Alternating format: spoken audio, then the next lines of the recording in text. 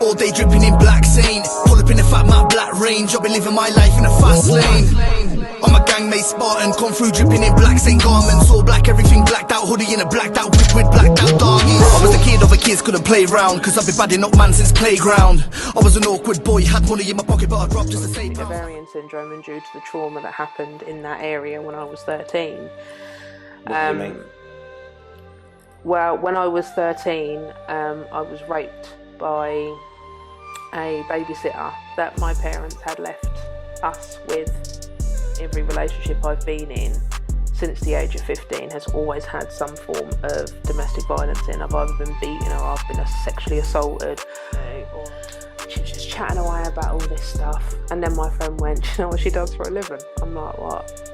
She went, it's legal. She beats men to a pulp for a living and she gets paid for it. I'd love that job. She's like, "You've got to have a lot of anger in you though." So when you say I've got to be an angry person, she's like, think of the worst things that have happened to you. She goes, "Tell me some of the things that have happened to you that make you angry." I was like, I was raped at 13. So I was raped at 15 by my first boyfriend, assaulted and abused. I said I got abused at 16 years old by a boy at school, went to court and kind of got away with it.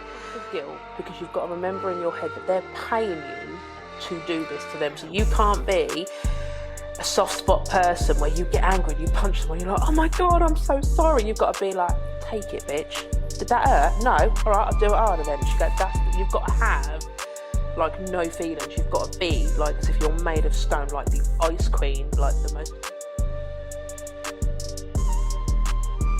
Today we are live with Madame Latifah. Is that right? That is right. Madame Latifah, an active dominatrix or a former active dominatrix. I was saying, make sure you get the former bit in. The former. Wow. I mean, you know, when you told me this at the very start, I was like, I have to podcast this. Obviously, it comes with a journey of pain and a lot of despair. But yeah, the things that you've told me, this had to have gone on camera. Take us back to the beginning. Tell us a little bit about yourself. I was born in Ipswich in 87.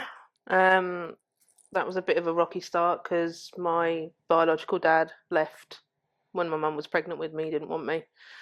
So I was born to my mum, who was only 18 the following month. So she was a really young mum. She really struggled. But we lived with my nan and my granddad and my two aunties and uncle, and they all helped. In the same house? Yep, all in the same house up in Chantry area. Bloody hell. Yeah, so there was a lot of us. I was always with my nan. My first word was Nana, not mummy or dad. Really? It was Nana. I find that a lot with people in Ipswich that tend to have a real closer relationship with their grandparents than they do. And I've lived a lot of places, you know, from up north, Sunderland, Newcastle, Manchester, right down this neck of the woods, you know.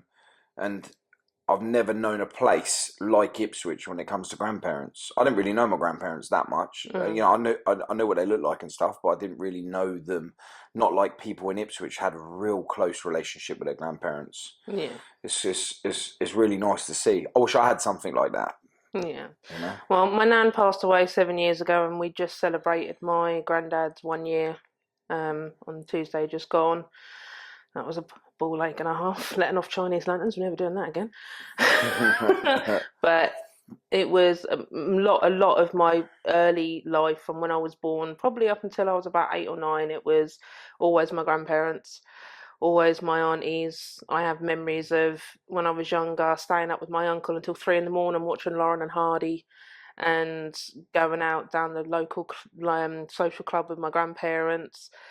And my nana playing bingo and being a part of the committee that all social clubs have, and everyone knowing who I am. My granddad used to work for the local cab company, and every time, even now, sometimes I get in cabs and they're like, "I've seen you before, I know why there's something." I'm like, "Peter, by any chance?" They're like, "You're not Peter's granddaughter." I'm like, oh, Peter, he was a lovely. And it can get a bit annoying at times, but a lot of people, and that's quite nice as well, that, you know, it's not just me and my family, but people in the community and in the town still remember them, so they must have left a not just a lasting impact on me, but on the community as well, which I think is really nice. Yes, it is always good to have a positive person in your life, for sure, 100%. You say that your dad didn't want anything to do with you. What, can you tell us a bit about that? My dad had a child before me. My mum was warned about him, but she was 17 and it was her first love and everything, and she just completely ignored all the red flags and warning signs. But he'd got another girl pregnant, I think about a year, 2 years before me, and I've actually have an older brother out of it who I've never met. I know he lives in America and does photography. That's about as much as I know about my brother. So your dad was in the forces, or was he just travelled a lot? I know for a fact that he's a lorry driver and he travels up and down the country. But my brother's mother emigrated to America. Oh, okay. And met her husband over there, and then he eventually adopted my brother. And my dad's only really cared about the two children he had after me in his first marriage. They're the only children he's ever really idolised. He's never really bothered much with me or my brother. What makes you say that? Because I met him when I was 12. A conversation that I'd overheard between my parents and my dad's mum, because obviously the person I know as dad is the person that's brought me up my whole life from the age of about 6 months, because he was a friend of the family. He used to help babysit me when I was first born, and then it's kind of like one of those sort of like romance storylines. The babysitter falls in love with the mum, and then they get together and get married and have children and buy a house, and that's the person that I know as dad, because he's been there from the very beginning. His mum hasn't always, she's very old fashioned, and it's, you're not my grandchild because you didn't come from my son. Yeah. And she's always been like that my whole life. And, you know, things happened with her when I was a very young age, and she said things to me that she shouldn't have done, which left a lasting impact. Yeah, words kill more than anything. I mean, I'm a mother of 3 children, and there is no way that I would tolerate my partner's parents sitting there telling one of my children at 6 years old, I will never treat you as my grandchild because you didn't come from my son. You aren't a grandchild. I'm not your nanny. And that, you know, even now it's still raw. I mean, you know, I have a kind of on-off relationship with her. I call her Nan because otherwise it just upsets other members of the family. But she still will pick my brother and sister over me, and she still makes remarks even now. But it kind of like, it's like, well, you've made these remarks for the last 35 years of my life, so why am I going to let it bother me now? But she's like I said, she's just old fashioned, and that's all fine and understandable. But for me, family in my mind has always been my mum's mum and dad. That's who my grandparents are, and it kind of creates a divide because my mum's side of the family realised very quickly that I was being treated from my dad's side of the family, so they zoned in more on me than what they did my brother and sister. So as we all grew up, I spent more time with them than what my brother and sister did. And, you know, it was conversations would take place. And I overheard one night when I was 12 that, you know, that my mother had bumped into my father at a nightclub up at Cardinal Park. And then I said to her, you know, and I think he'd written a number down on a napkin from the nightclub, and my mum and my dad were talking about, you know, do we tell her, you know, she knows you're not her real dad, but do we tell her that he's wanting to see her and all that? And eventually I met him for the first time when I was 12, and then he stuck around for about a year, and so that's how I then realised that he idolised my 2 sisters, because they were pretty much the only children he ever stuck around for. Is he with their mum? He's not with their mum anymore, no, and hasn't been for quite a lot of years. I think when I first met them, they were still pretty young, and I think he'd only been divorced for about a year at that point, but they lived on the same street opposite each other. So he saw the girls quite regularly, and I used to crackpot the joke when I was younger that the only reason he bothers is because a court order told him he had to. A custody court order. It's something that you come together and thought? That's something that I thought, yeah, because I was like, well, what was ever wrong with me and my brother? I mean, obviously in the last few years, I've now come to discover that he actually has a relationship with my brother in America. And I'm like, but you've got 4 children. So why is it you're having something to do with my older brother? You've always been in my younger sister's lives, but me, there's just something about me that you don't like. Was there restrictions put into place from your mum or your grandparents? No, my grandparents, my whole family said he's a time waster, he's a selfish cunt. You are wasting your time trying to have a relationship with that man because he's a horrible man. He treated your mum horribly, he's horrible. But they were like, but you're 12 years old, you're nearly 13. We can't tell you what to do. We can't stop you if you want to meet him or try and have a relationship. And you're going to figure that out, what he's like, on your own. And I figured that out very quickly. Did you find it was harder to build a relationship with him because your parents downed him? Like, yeah. Do you think it was out of order that they'd say that he was a waste of space and he was bad to your mum? Because, in relationships, you know yourself that not all relationships work because you're incompatible. Like, you're not compatible with at all. So for your two, they could have been just fire and there's no water where, it ain't going to work. But it doesn't mean that your mum's a bad person because it never worked. And it doesn't mean your dad's a bad person. If he was physical, that's all on him. Do you know what I mean? He's an ass for that, But, like, if, as a child, trying to figure out what you're from, where you're from, and find out why and for what, it's wrong for anyone to try and murky that water. Yeah, because I think up until that point, I was told the bare minimum. I was told his name. I was told that he was a couple of years older than my mum at the time. I get different conflicting stories. I got a story from my mum and the family. I get a story from him when I was old enough to ask him about how my conception even happened. I got 2 different stories on that, her version, his version. I got told that when she found out she was pregnant, at 2 months, he left. He then turned up 3 hours after I was born, didn't even want to hold me, said I weren't his, and pissed off again, and then didn't materialise until I was 12. Whose version of the story is that? That is my mum's version, that he left when she was 2 months pregnant, turned up 3 hours after I was born, and then didn't bother after that. My nan said that when I was about 3-4 weeks old, she took me to his parents' house in the pram and went, "This is your granddaughter. Your son needs to step up. Your son needs to do this. My daughter's in pieces." And they just slammed the door on my nana's face and went, "She's not our problem, she's yours. This isn't the first child that our son's created." Nan's version. And that was my nan's version. Did you ever get your dad's version?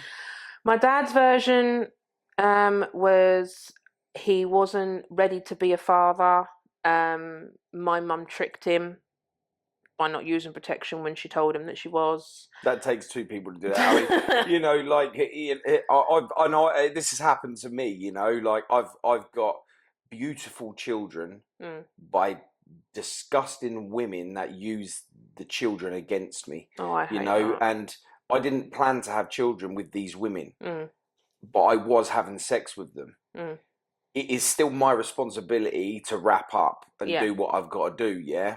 But at the same time, equally, it's your responsibility also. But it's our decision whether the baby should come into a world that we're going to be able to help it progress, right? Yeah. So, I've had it happen to me where, I'm pregnant. Oh, really? Like, what you want to do? I don't regret any of my children. No. And, me being the dad I am proves that I don't regret any of my children. I just really and truly 100% undoubtedly regret who I had the children with. I think a lot of people say that because I know that I say that about my children's dads. Exactly. I don't regret my children. My children are, in my opinion, the most beautiful things that have ever graced this earth. I embrace that 100%. But the people I had them with were absolute knobheads. Yeah. I can say a few other choice words to go with that from my side of the thing. So on that, and that, what we just spoke about on our own personal, all right? Your dad might be right. Your mum might be right. Yeah. Your nan might be right. But you need to fix it right in your head. And I guess this is what led you on to what we're talking about today. Part of it, yeah. Part of it is it's a lot deeper. It goes a lot deeper, 100%. But with that is it's so easy to blame someone for not understanding the truth, because everyone has their own version of the story. It's whatever one that you can make right fit your head to have the better outcome. Because there's nothing worse than thinking something so negative and then have to justify that it's right when you know it's wrong. Yeah.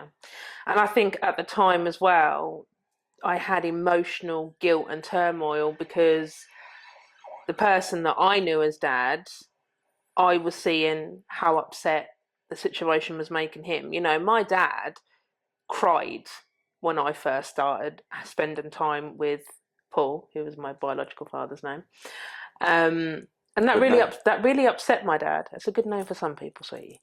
But that really affected my dad, and I didn't quite understand. I mean, I understand now. How old was you then? I was 12 when Paul got in contact with my mum at a nightclub. I was 12.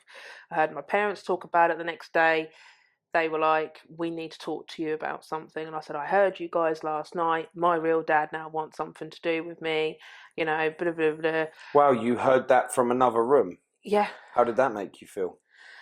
I kind of I understood that my parents were having that conversation as a married couple, as my parents together, to see what was best, what would be in my best interest, because they were the ones that knew how my life was currently at that point. You know, I'd just started high school. I was having a lot of trouble with bullies.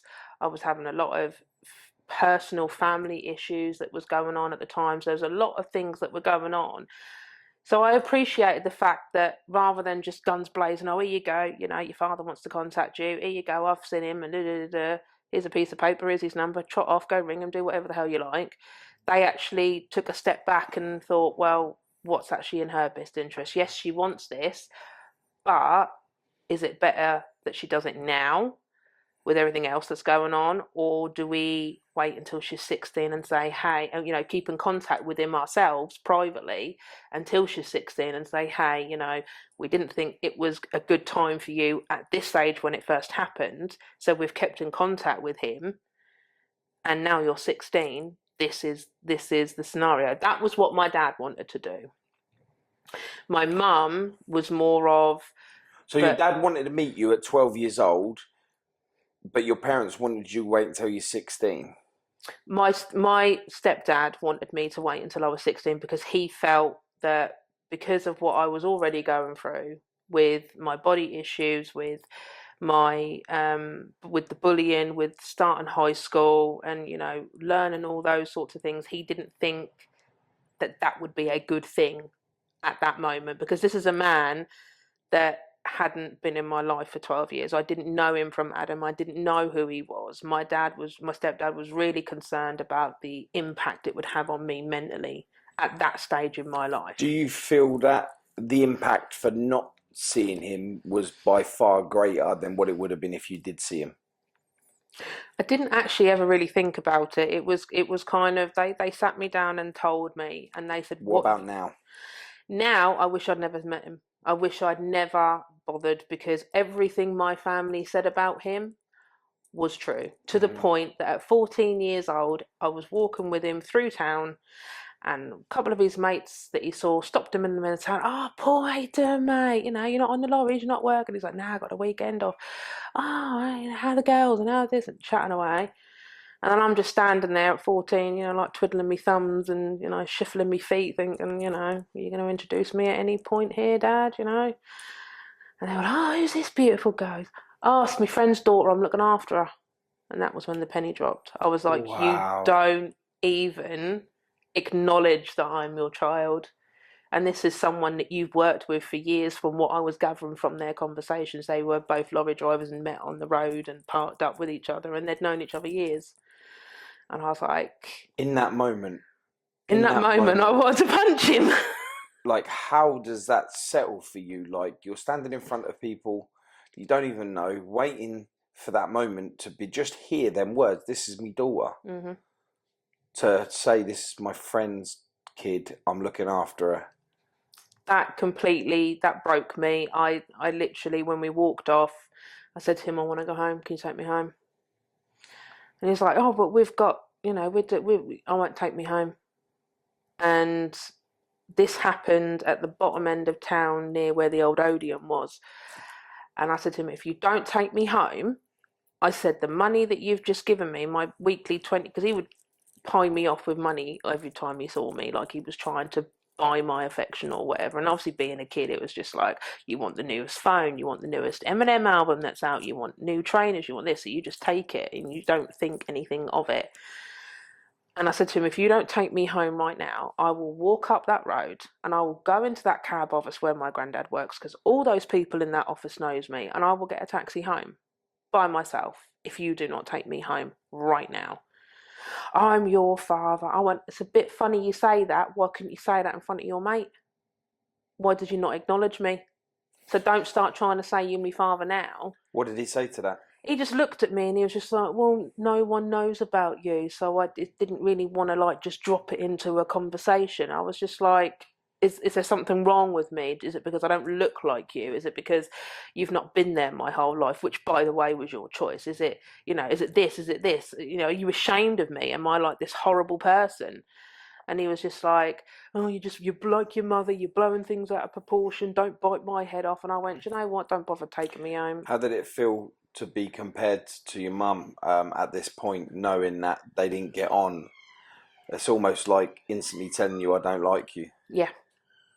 I always had an inkling that because I looked like my mother, she looks too much like her mother, and I can't think of anyone but her mother when I look at her. Mm-hmm. And it always made me feel like crap because that weren't the first time. I mean, at one point when I was having contact with him, he tried to make out that my mother was cheating on my dad with him, and that he was picking her up from work and taking her back to his place, and they were sleeping together. And it was like, my mum wouldn't do that to my dad. You don't know them. And it was almost as though he was trying to turn me against my mum. Later on, years down the line, when it came up in a conversation, and I said to her, "Did this happen?" I said, "I know it didn't happen because I know you wouldn't do that, but this is what he's saying that you did." And she just looked at me and she went, I get why you've asked me, but at the same time, I'm hurt that you've even asked me because you should know better. Do you feel like that was like I can't answer you without you seeing whether it's a lie or the truth? And it's like, I'm not telling you in case it is true, and you see that?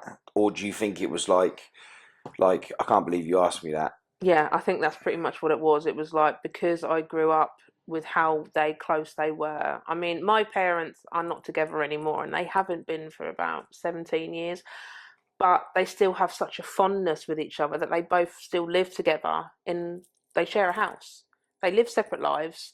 They do their own thing, but for them, it just works. Can they bring people home and stuff? If they want to, but my parents are like, I mean, my mum's a very ill person, and that sort of thing doesn't faze her. How can you be together but not be together? Because I think the love and the fondness of each other is there, but they just don't work as a couple. They just, towards the end, I would say, and my mum would agree with me, that probably the last 5 years of their marriage, I think they just stayed together for us kids, because we were still quite youngish. I mean, when they separated, I was pregnant with my firstborn, and I was 18, and my brother was 15, and my sister was 12. So it was all like pivotal moments in our lives, and they were just like, we've tried, and we can't do this anymore. So 15 years old, being told that your long-term parents are splitting up. No, I was 18, my brother was 15, okay. And my sister was 12. So I was actually pregnant with my first child, and the shock of that sent me to hospital. Bloody hell. Did you see it coming? Probably in the last year or so, the more they argued, the more they didn't want to be around each other, the more you could see through that the smiles and the laughs were fake, and you knew that they were just doing it for our sakes. And it was just like, you can't. I mean, I've been in that position within a relationship where you do just stick it out for the sake of the kids, because that's the only stability that the kids know, and it's normal day to day. But it then gets to a point where you can't fake it anymore, and you just can't be together, no matter how destroying it might be for the children. You can't be like that with them anymore, because it's not doing them any good. And even my siblings now will agree with me that we all now know that probably the last couple of years they were just doing it for the sake of us kids, and we partially resent them for that, because there could have, when we now see what we're like as a family now, that even though they live together but they're not a couple, they laugh and they joke with one another, they wind each other up. Fun family times are funny and enjoyable, whereas the last couple of years of their marriage, it wasn't. That is, I'm that's crazy. It's crazy how they live together in a relationship and they're at each other's like constant. As soon as they split up, you've got a happy lifestyle. Yeah. I mean, when they first split up, my mum went off to live with her parents for a while. My dad got a house, and my younger siblings stayed with him, because obviously I was with my partner in a flat.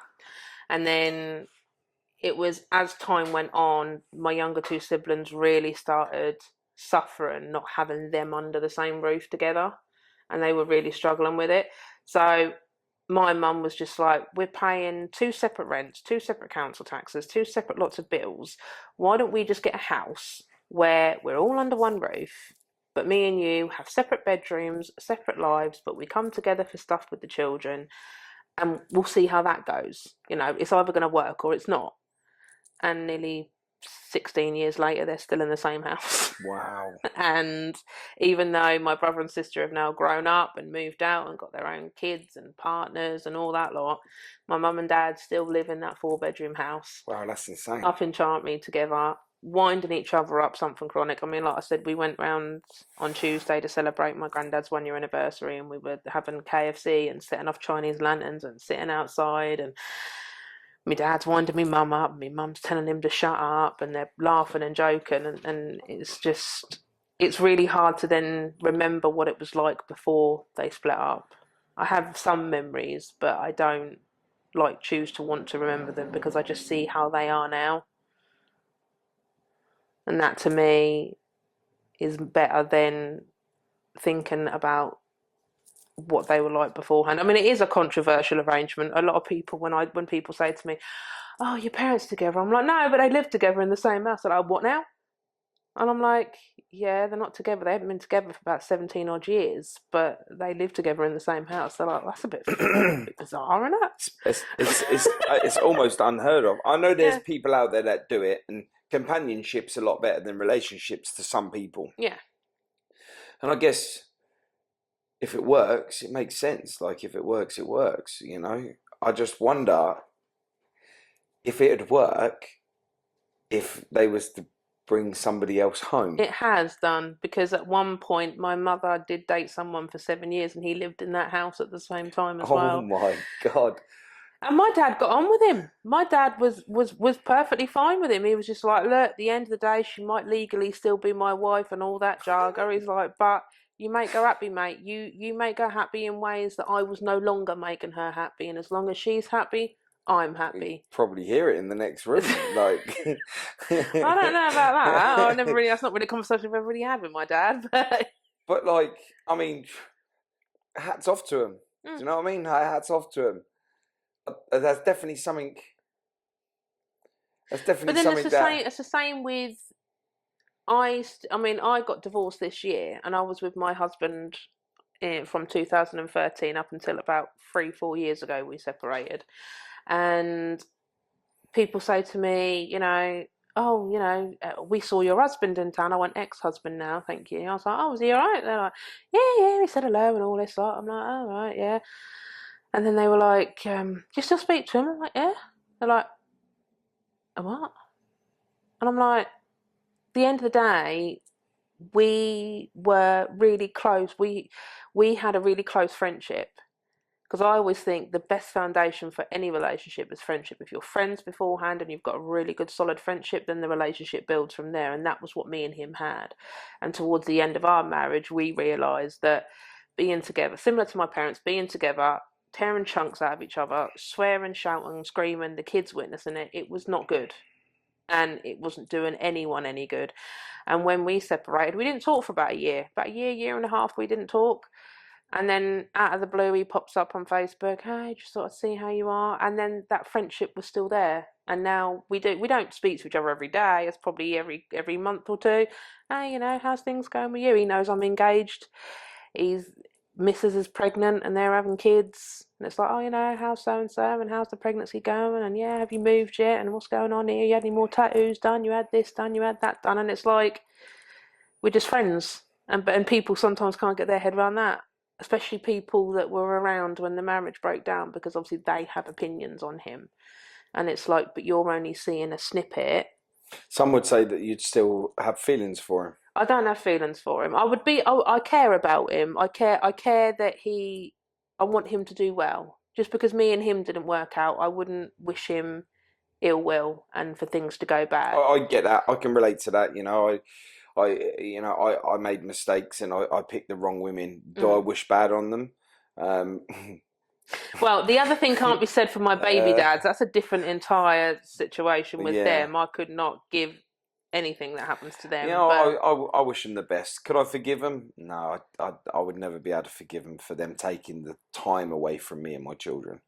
If I saw him in the street and they were with the children, I'd be humble. If I saw him in the street and they weren't with the children, I'd walk straight past them. Yeah. You know, because they're not going to be my friends. I'm not going to build some false... And it's not me. It's just, I've just got to that point where I've been so hurt by it that I'm not willing to do that stuff that you and your family. And it's like, it's really applaudable. It is. I mean, applaudable. And Jeremy Kyle, like, all in one show, but definitely applaudable. Like... For them to be able to do that and you guys still be able to have your parents co-parenting together, if everyone co-parented that split up with each other and they co-parented and it was good, can you imagine how much better kids would turn out? Oh, God, yeah. So for them figuring out that they weren't right for each other, and there is shows made up out of this that have been very successful, like Jeremy Kyle and stuff, Jerry Springer and that. You can't help but take your hat off to him and say, it ain't for me, but well done. Like, well done to you. Because you don't have to be at each other's throats. No, you don't. And there's no reason why you can't be a mum and he can't be a dad. Yeah. I don't think I could do it, though. See, with me, my eldest's dad is dead. He drunk himself into a great early grave. How many kids you got? I've got 3. Well, I've technically got 5, but 2 of them are angel babies. Okay, yeah. But I've got 3. I've got a 17-year-old, a 14-year-old, and an 11-year-old. Same. The eldest has one dad, and the younger 2 have got a different dad. So 3 baby dads. I've got 2 baby dads. 2 baby dads. Right, sorry.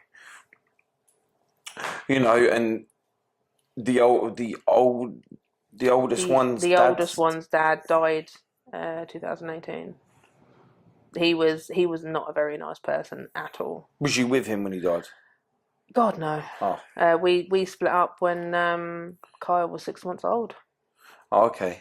And he stuck around for a little while, and then I had to stop contact because he was then doing stuff to the boy that he had done to me the whole time we were together and was violent, and I had to just put a stop to it. He tried to take me to court years later, and then he got told by the court, you're too dangerous. So the dad to your son was doing things to you that he was doing to him?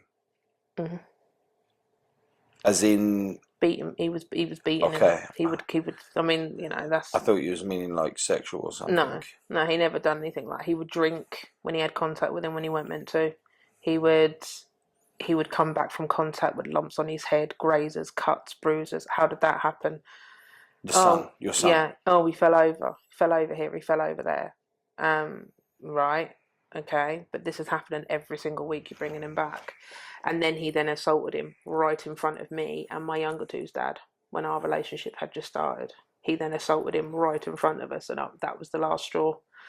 My younger two's dad literally just grabbed him by the scruff and chucked him out and said, "Don't ever darken this doorway again, mate, because she ain't gonna let you see him again. Not now you've done that in front of him, because now she knows all the stuff that's been happening these last few weeks has been at your hands, not all the excuses you've been giving us." What did the courts say about that? Because you would have obviously had like courts. Cause when I was fighting for custody of my daughter, and I won, I had social services, I had the courts, solicitors, and it was something else, and that they're all there to make sure Kafkas? Yes, Kafkas. And you know what it is? I was treated very fairly with them. They were very good, very professional, and I think that they get a hard rep for, for some bad ones out there. Yeah. They get a hard rep, and you know what it is, like without them, I wouldn't have been able to win custody of my daughter. Yeah. So I mean. So, did you have to deal with all of that as well? I did, yeah, because when we first got together, he was absolutely fine. I knew he liked the drink. I knew he was a drinker, but he had a full-time job, so he was working. It was kind of like a weekend thing that he did. And he would get to the point where, blind and drunk, to the point where you get home and you crash out on the sofa and you wake up the next morning. I knew that about him. And I was fine with that, because I was just like, well, we're both working during the week. We don't have any responsibilities, so we can let our hair down at the weekend and have a few bevies and, just crash out and do whatever. It's not a big deal. I was then told a month before I fell pregnant with my son that I couldn't have children naturally because I had polycystic ovarian syndrome, and due to the trauma that happened in that area when I was 13. What do you mean? Well, when I was 13, I was raped by a babysitter that my parents had left us with. My dad's dad from 2000 to 2001 was the mayor of Ipswich, and so as his only son, him and my mum would go to these fancy balls that the council would throw. They would go to like having the Christmas lights switched on, and they'd go to all these different events. And there was one event where my mum had to buy this really expensive like ball gown. It was like white tie ball gowns and all that lot. And obviously my mum didn't feel comfortable leaving me with my brother and sister. She didn't mind during the day, but at night, because she knew it was going to run into like a 1 o'clock thing in the morning before they got home, she weren't comfortable. So she asked one of her friend's daughters if they could babysit, and she brought along her boyfriend, which my mum was perfectly fine, mum and dad were fine with, and they didn't think nothing else of it. We all went to bed, and then my babysitter, the female, she had fallen asleep while watching the Exorcist movie. And I was sort of like in bed, because it was a weekend. I was in bed, I was reading books in bed, because I really liked, when I was younger, I used to escape my problems by either divulging into the music of Prince and being in my own little bubble with my CD Walkman, or I'd read books and just be in my own little bubble. And he came into my room, and I said, "Is there anything wrong?" Me thinking that one of my siblings had woken up and she couldn't settle them, or they couldn't find something in the kitchen. I thought that there was something that he needed my help with. And he was like, no.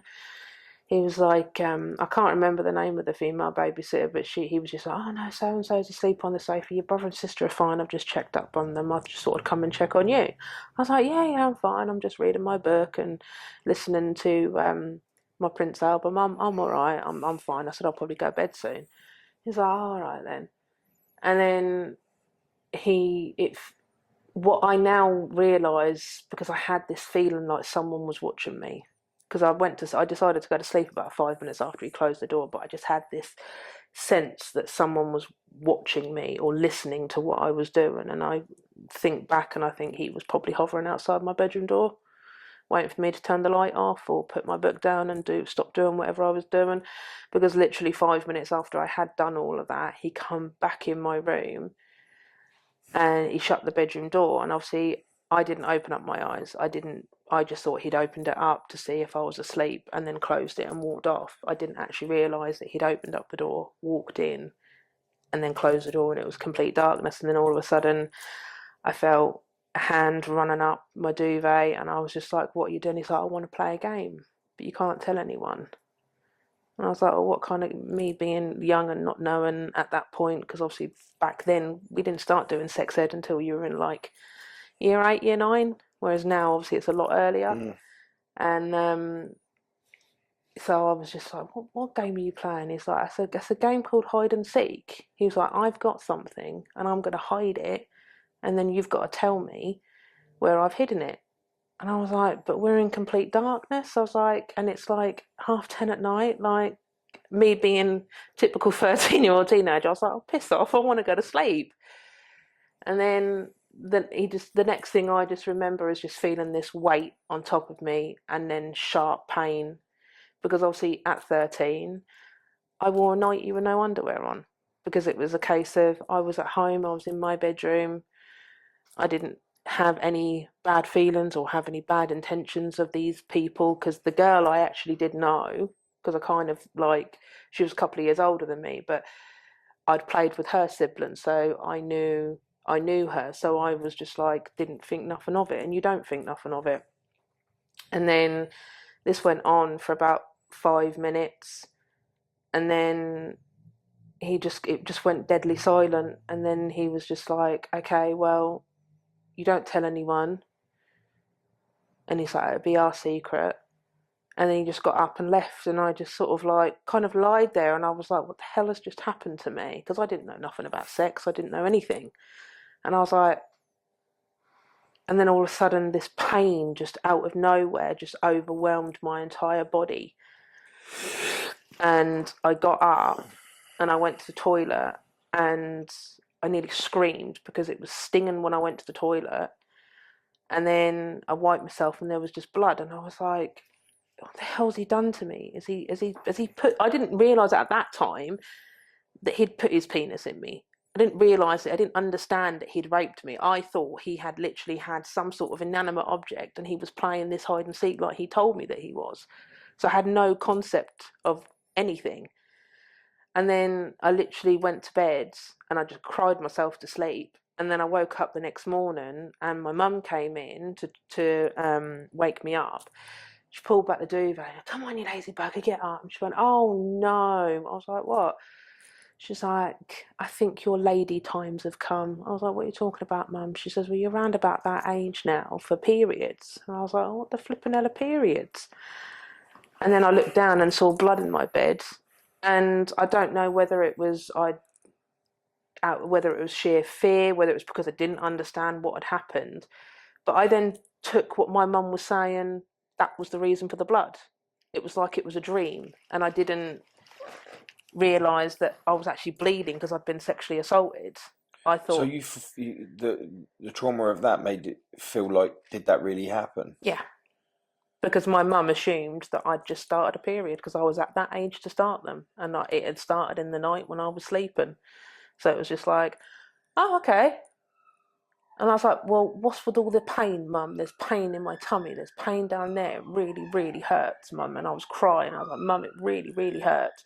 She's like, that's completely normal because, you know, this is what happens. A period happens when you don't get pregnant and everything comes away. You do get pains and, oh, they're horrible. I get them really bad. But you can take paracetamol and you can have hot water bottles and hot baths and things that will soothe it and make it better.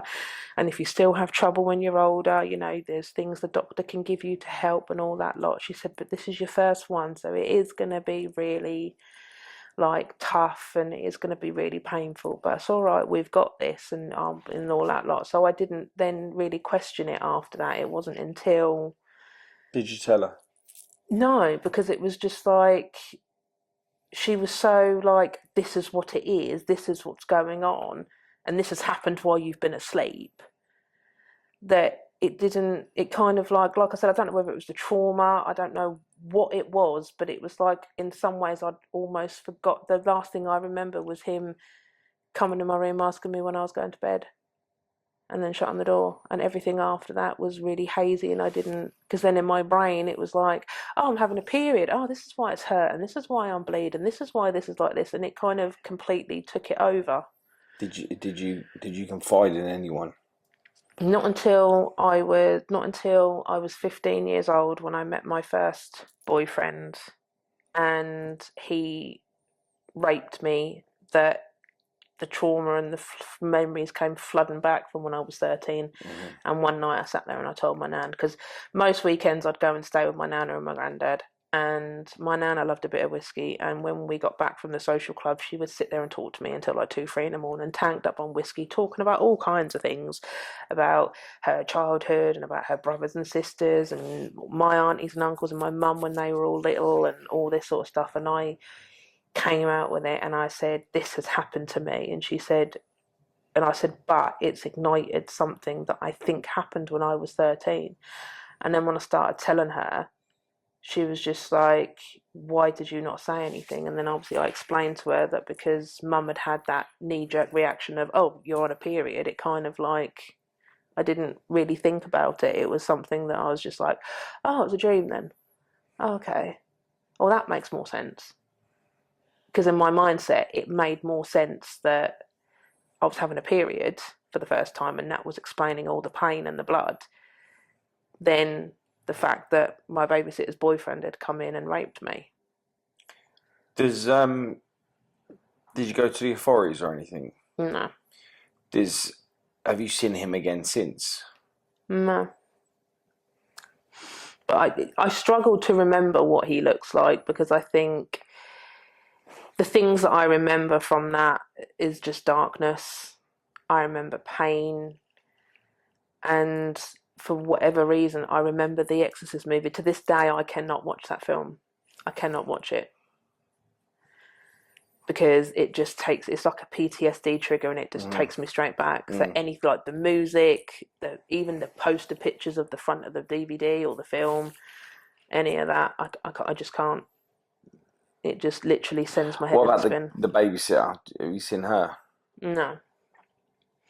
Because kind of like as I got older, obviously my mum then entrusted me more, so then we didn't really have the babysitter much anymore. So she kind of, because she was 16, 17 at the time, so she went off and done her own thing and went to college and stuff like that. And then my mum kind of like, over time, just didn't really talk to her mum as much, so it kind of all fizzled and they all just went their own little ways. And because I was just so young, I really don't actually remember much of what they looked like. I just remember little things. Cool. Like, they say that in trauma you put it to the back of your mind so much that you can forget it actually happened, and then one day a voice, a smell, a scenario, like bumping into someone, will trigger it off. Mm-hmm. You know, when these serial rapists and they think they can get away with it. I don't understand how they live with themselves, because, like, I remember when my babysitter got me. And it was a female, and I'd never want to see her again. Do you know what I mean? I'd never want to see, like, when I was younger, I thought it was like normal, like a younger person sleeping with an older person. It's like that. It's not until I get older and I understood that it wasn't normal for someone to do that. And if it was the other way around, it'd have probably gone to jail for it. Yeah. Do you know what I mean? If I had a male babysitter and he'd done it, that'd be different. Because I was a boy and it was a girl, and she got me, she was like a lot older. It's kind of like, what are you complaining about? You slept with an older woman. Like, you're a bit of a legend. That is the philosophy, because one of my children has been through something similar, and she got prosecuted this year. And one of the things that her barrister tried to point out was that, you know, he was going around at the time it happened boasting that he was having sex with this older woman, and it's like, he's a child. They're not gonna. They of course they're gonna go boasting to their mates. Oh yeah, mate, I had sex with this woman, and it's boasting. It's giving yourself a name. It's making yourself look good in front of all your friends because you know that you're possibly doing something that your mates could only possibly dream of doing. And it was a very hard pill to swallow when that happened, because it was like, all this that's happened to me and it's now happened to him, and it happened under my roof and I had no idea. And that is another complete set of guilt that I have to live with, on top of everything that I already live with all the time anyway. Because what happened when I was 13, it just seems as though that was a chain reaction for the rest of my life up until the last 3 years. Because every relationship, except my marriage, which was mostly like verbal, my every relationship I've been in since the age of 15 has always had some form of domestic violence in. I've either been beaten, or I've been sexually assaulted, or I've been mentally, financially, verbally abused. I've always suffered abuse, or it felt as though being abused was what I was magneted to, and that was all I've known and all I've accepted. And even the person that I'm with now, who I've been with for nearly 3 years, still now, a very small part of me thinks, one of these days you're going to turn around and smack me in the face. You're going to lose your temper and you're going to smack me in the face. One of these days you're going to flip and say something to me and tell me I can't do something. One of these days something. And the thing is, I know that he's not capable of that. But I don't think he's there. Like, not with what I know.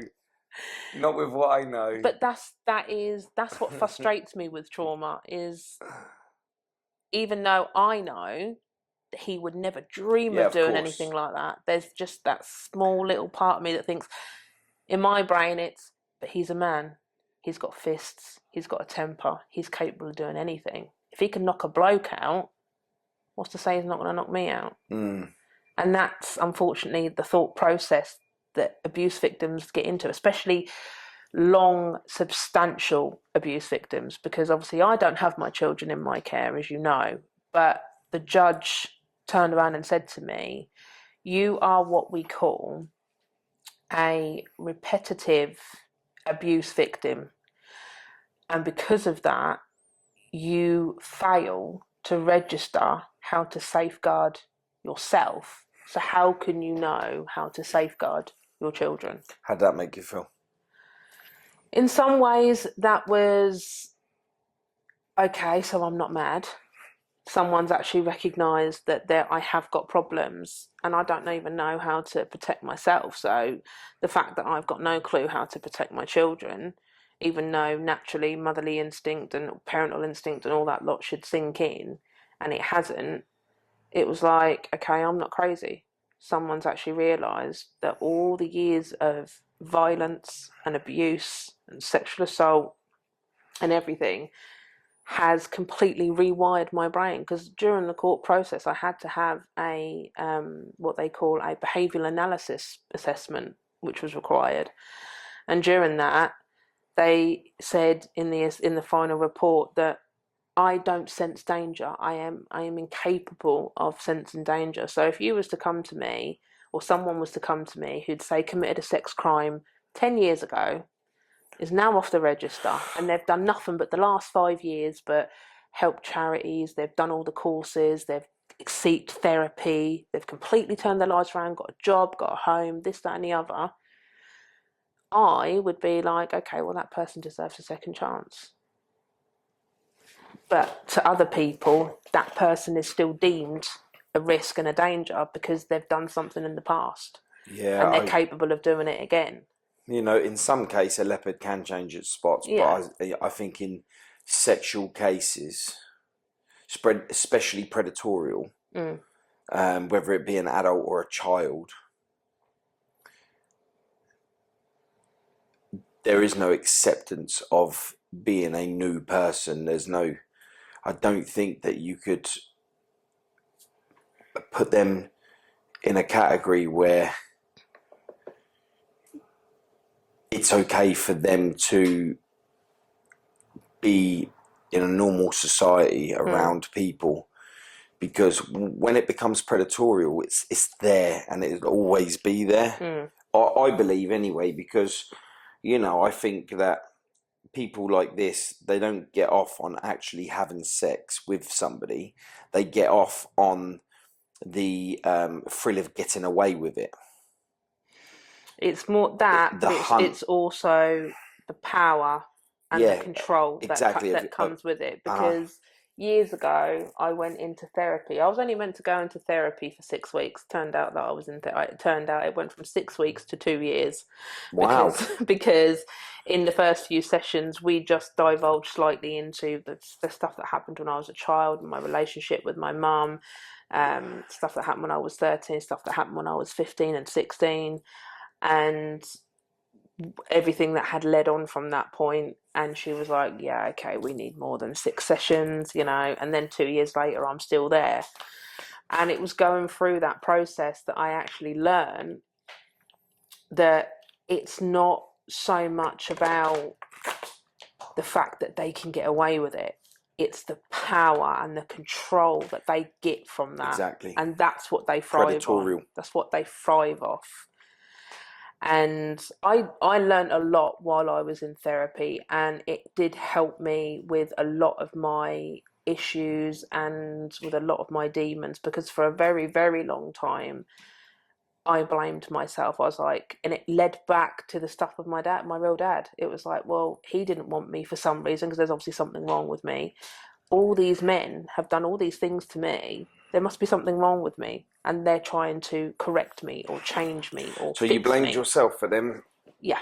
For them sexually assaulting you? Yeah, I had Physically, mentally. I had that at 13. Then at 15, the first partner I had, he beat me, he raped me, quite regularly. He'd done things in front of his work colleagues. And it wasn't until he went away on holiday. And obviously, what a lot of people don't understand is that when someone is hurting you physically and sexually, they're also then working on your mind. And they literally get you to a point, they break you to a point where you relearn everything their way. Isn't that called, is it not flashlight, torch? Gaslighting. It's called gaslighting, isn't it? I've actually done a lot. Quite a few years ago, I had a Facebook page which I was helping a lot of women on, and I shared my stories on there. I've done a lot of work with people from Women's Aid and domestic violence campaigns and all of that. I've spoken to a lot of women who have come out of narcissistic relationships where they're being controlled on a financial basis, mentally. And it was actually quite funny the other week, because I was having a conversation with somebody, and I've learned that a lot of people have a very small-minded view when they hear domestic violence. A lot of people think, but you haven't got no bruises, you haven't got no cuts. Yeah. It's like, right, so why are you saying that? Well, domestic violence is when you get beaten up every day. No, it's not. It really is not. There's actually several different categories that fall into domestic violence. It's not just physical and sexual. You've got the mental aspect, you've got the emotional aspect, financial. There is now a law out that came out a few years ago that you can actually get done for coercive control if you can prove that you've coerced somebody into doing something mentally that they don't want to do. You can now be prosecuted for it.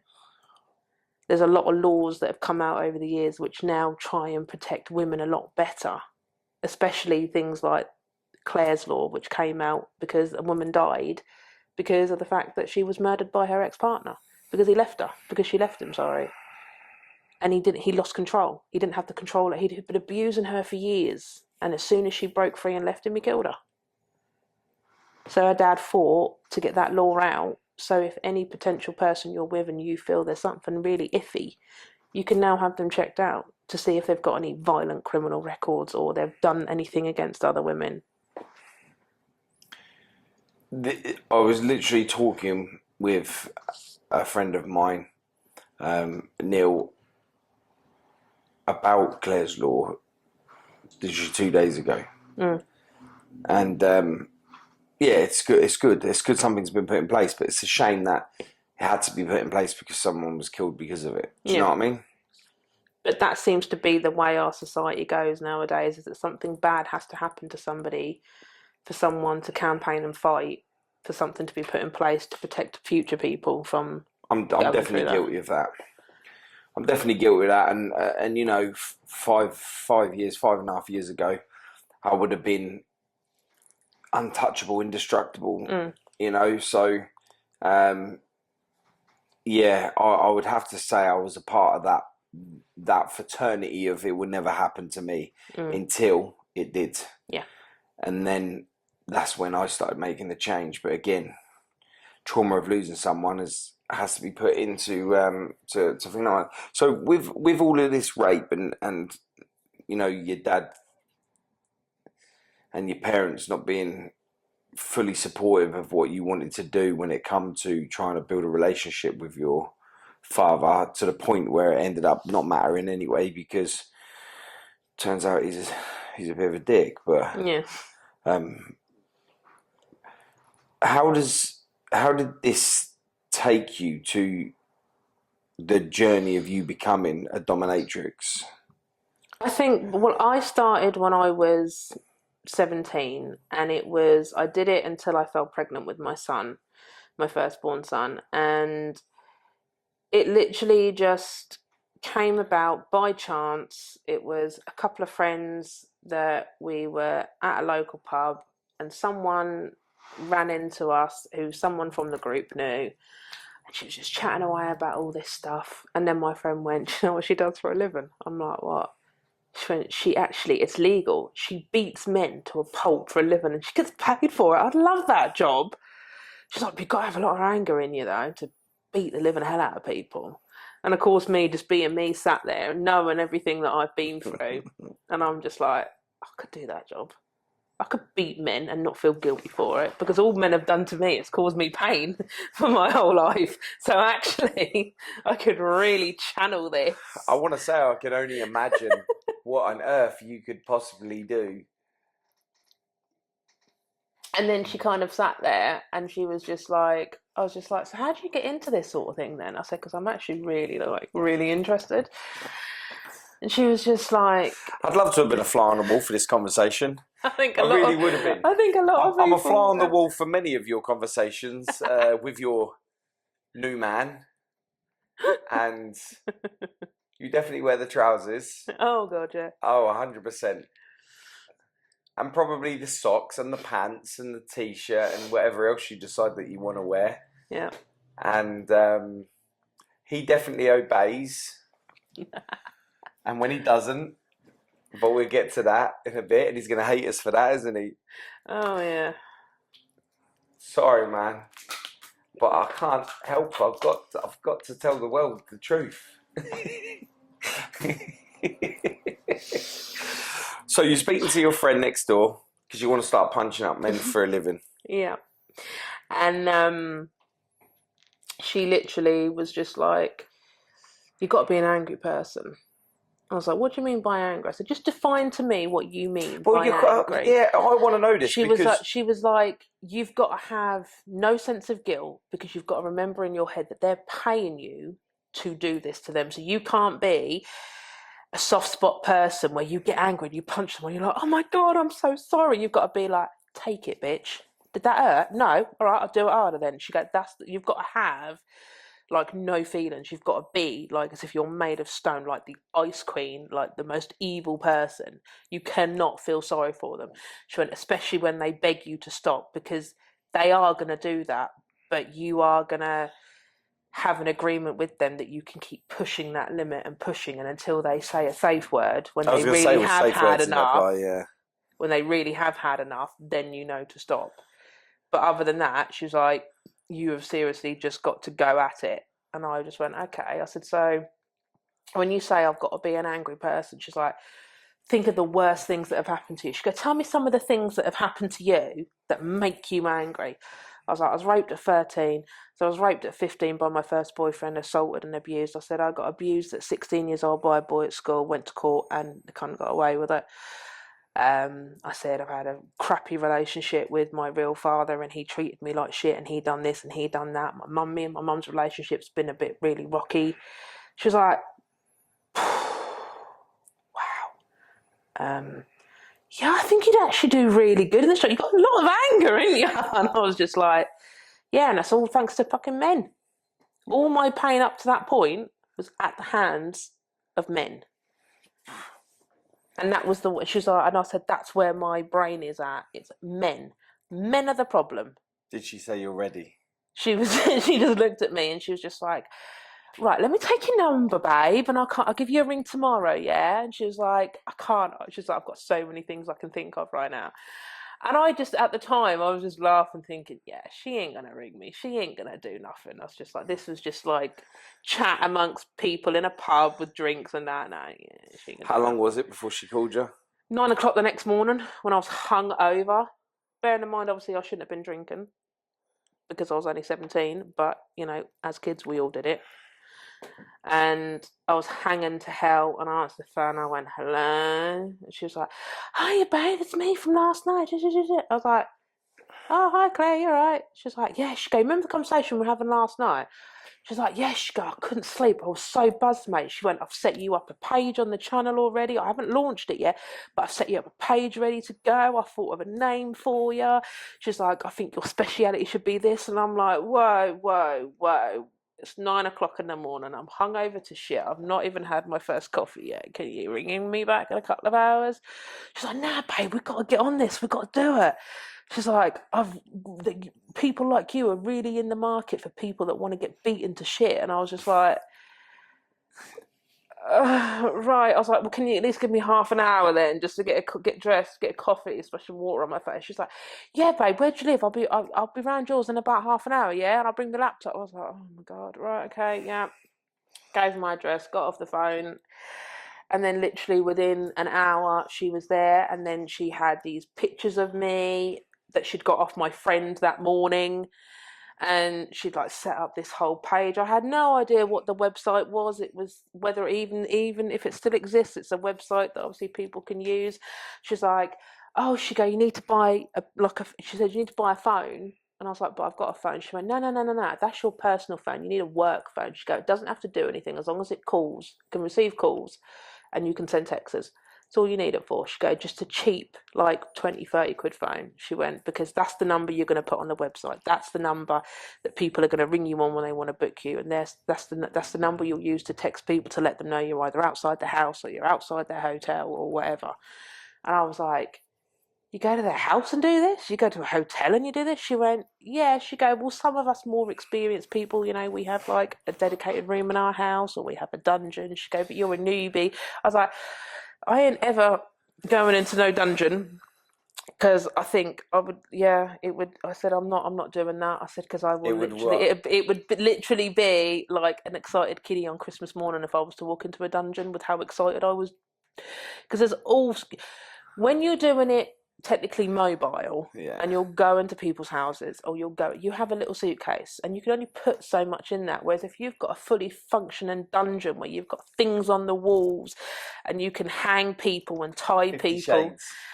50 Shades but on ecstasy. Oh. It's a lot worse. 50 Shades is literally child's play. I want to see you like spank the cameraman. I do. I want to see you. He sits there like he's giggling away to himself. I want to see you like spank. Jake, come and be the baby. Come be the baby. Come sit across her knees and let her spank you. I think you scared him. He's officially scared. But she literally launched me later on that day and she was so excited. And then it was just like, I remember my first booking wasn't until like a week later. And I was ringing her up every day. I was like, I'm really nervous. Don't know what I'm doing. She's like, trust me, babe. It'll all just come to you. She says, everyone has different styles. Everyone has different limits. She said, the most important thing is that you discuss those limits with the person beforehand. You find out what they want. If you're comfortable doing it, then you crack on, you make the booking. If there's something that they want that you're not happy with, you put them onto one of us when we are comfortable doing that sort of thing. Because obviously a lot of people do have some weird ass fetishes. What wasn't you comfortable with? One of them, it still disgusts me now. Some people have this fetish about being vomited on. Huh? Yeah. Don't ask me why. What, you have to put your fingers down your throat and vomit on them. Some people actually enjoy that. Or is it like deep throating then be sick, or is it like fingers and? You have to, whatever way you choose to make yourself sick, you then vomit on that person, and people like that. Wow. That's called a hard sport. And then obviously you have being peed on, being shit on. That's all hard sports. Some DOMs will do those. Some DOMs will do the whole spectrum of things. Did you do that? Not. No, I didn't. And some of them will actually do like sexual favors in there with it as well. Because obviously the goal is that these people want to get off. And some DOMs will do the whole spectrum. They will even have sexual intercourse with them or do them sexual favors in order to get them to that point. I never would do that. No sexual aspect ever came in, because in my view, it was I'm being paid to humiliate you. So you never beat you up. I'm not here to shag you. That if you want that, shagging, go to a prostitute. No. You didn't. So you see it different from prostitute to dominatrix. Mm-hmm. Were they naked? Sometimes, yeah. It depended on what they wanted done to them. Was you? No. I always had I either had, me personally, I had like I used to have like a mini black dress on. I used to have high heel boots with stockings that poked out at the top. Always had my hair tied up in like a really tight bun, because that is hard work flogging someone for like half an hour. So I'll tell you now, it's a very, I'll tell you, I'd rather run around the pitch playing basketball or football for half an hour than stand there and flogging someone for half an hour. So how hard are you whacking these people? To the point where it draws blood. Like what? Literal blood. Like with your hand? No, I could use my hand. I used floggers. I used like the horse whips. How hard really would you smack them? However hard they wanted me to. Have you got a hard smack? I don't think I have. Give it a go.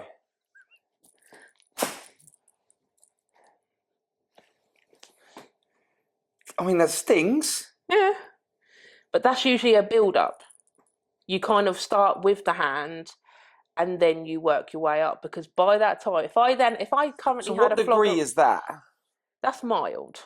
That's mild. So if I then had a flogger, I'd have smacked you with my hand and then gone straight in with it. I would not have given you seconds or breathers in between it. What's a flogger? Sorry. A flogger. Can you explain a flogger? A flogger is literally like it's like a thin piece of card in that sort of shape, like a square shape, but it's really hard and it has a handle on it. And you can some of the designs nowadays is you can have things like "bite me" written in it. So when you smack someone really hard, it leaves the imprint of "bite me" on them. Ah. And you can literally get them in all shapes and sizes. You can get them thin, you can get them thick, you can get them long, you can get them really short. It all depends on what you want to have, essentially, in like your inventory. And you can have whips, and you can have horse whips, the really thin ones that flipping horse racers use to get their horses to go faster. No way. Yeah, those are the ones that make you bleed. They're the ones that make you bleed. I got whipped by one of them once across the legs, right? Just my friend. We weren't even out with horses. He just found one. So we used to ride motorbikes down the pit, and the guy is called Chris Harjo's. I grew up with him, and we found a whip, and he whipped me with it. And honestly, I went straight through my trousers. I had motorbike trousers on as well, and it stung, like really stung. Now imagine that on your bare back with no top on. Well, that's what I planned on doing back to him, but he dropped it and ran. So, like, there was... No, I'm talking like that being done to you for like 20 minutes straight with no breaks in between. like one after the other, after the other, after the other, after the other, for 20 minutes straight with no break at all, on a bare back or bare legs. You think you had your motorbike trousers on? Imagine that on your bare skin for like 20 minutes straight. That's pretty mad. Did you do any of that, like stop them from breathing stuff and that? That was one thing I was never comfortable with, because it was like, I didn't want to personally, because I don't think anyone really knows their own strength. I don't think any human knows their own strength. I think they know whether they're weak or whether they're strong, but I don't think anyone really knows how strong they are. And when you're doing something like that, the adrenaline's running, and especially when the person is reacting the way that you want them to, which is they're enjoying it, they're getting off on it, they're getting excited, the adrenaline then goes even higher. And I didn't want to then do something like that and then accidentally kill somebody, or have to do CPR and stuff like that. That sort of thing was never what I felt comfortable doing personally, because I just didn't want to be banged up for murder personally. Because in my view, I went into this with, I'm going to beat men for a living and get paid for it, and it's not illegal and I'm not going to get in trouble. Tell me, did it help? Oh God, yeah. Yeah, it really did. I pictured the face of... I was just about to say that. I would picture the faces of my first boyfriend at 15, the boy that from school that assaulted me at 16. I'd picture their faces, and I would have all that in my head. And it was like a stress reliever. My arm is still stinging. It's still stinging. And that's with like a mild slap. So with them whips, 20 minutes. Mm-hmm. But some of these men are married, right? Yeah, you get men that are married, you get men that are in long-term relationships, and everyone has different opinions. I personally think that if you're paying someone to do these things to you, as long as there's not a sexual aspect to it, it's just the whipping or the degrading or the humiliating or all that lot, and it's going to save your relationship with the person that you're in, I don't see that as cheating. I see that as you going to someone that's given you something that your partner is not comfortable in themselves doing, but you love that person and you don't want to be without that person, but you can't control the urge in you that you want to have that stuff happen to you. I think the minute it then crosses the border of that to then going into sexual stuff with the dominatrix, then that's when I'm like, yeah, that's cheating. Because that part, your partner or your wife or whoever it is you're with can fulfill that part. And that was always how I felt about it. I mean, other people have completely different opinions. Some people think that it's just cheating from the get-go. Other people don't agree with it. There's so many different controversies on what people think. Yeah, I think we just led into believe that you meet someone, you stay with them, you're not allowed to be with anyone else because it is cheating or it's this and that. But I think the world's so modernized now to the acceptance of things like dominatrix, swinging, I mean, personally, if I didn't have the experience in doing what I've done, and my current partner was just like, I want you to whip me, I want you to choke me, I want you to do this to me, and I'm like, hell no. No, I'm not doing that. I'm not comfortable doing that. I'm not comfortable hurting you and leaving marks on you. You can piss off. And then he said to me, well, I can go and get it done somewhere else, but are you happy with that? It's either going to be, well, okay, I love this person and I want to be with them, but they have this in them. And it's something that essentially it's like an animal instinct in them. There's something that they crave. It's a bit like when someone craves a drink or someone craves a cigarette. It is, and a lot of it is to do with their own personal traumas. I mean, I found out through therapy that a lot of why I originally went into it just hating men and wanting just to beat the living hell out of them because I thought it would be fun and I'd make money on it. I came out of it realizing that it was actually very therapeutic for me because it made me realize that in the beginning I'd branded that all men were complete assholes and that all men were abusers and that all men deserved these horrible bad things to be punished. And I came out of it realising, well, actually, not all men are like that. And unfortunately, there is just a few select of them in a group that make the rest of them look bad. And it kind of changed my opinion on men. And then when I then started going through therapy, I then discovered that I then liked these sort of things being done to me. Because at one point, I went from being a dominatrix to being a submissive. I kind of flipped. What was the change? Well, where was the transition in that? Because that's you either are one or you ain't one, and I guess when you are one, it'd be hard for you to. I'm what they call a switch.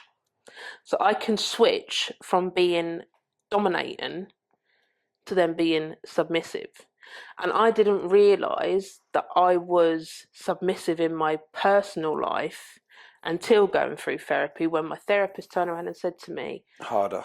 The main reason why you enjoy doing what you've done, or you enjoy doing what you did, but then now that you've come out of that and you're now bringing it into your personal sex life and your personal relationships, and you're the submissive one, you're trying in your own mindset through trauma, you're trying to relive what's happened to you, but you're trying to replay it where you've got the control and that person that done it to you hasn't got the control. You're trying to reclaim back your control power. And your power. That's why you've then become So you're submissive. trying to be the rapist, but without applying yourself to rape.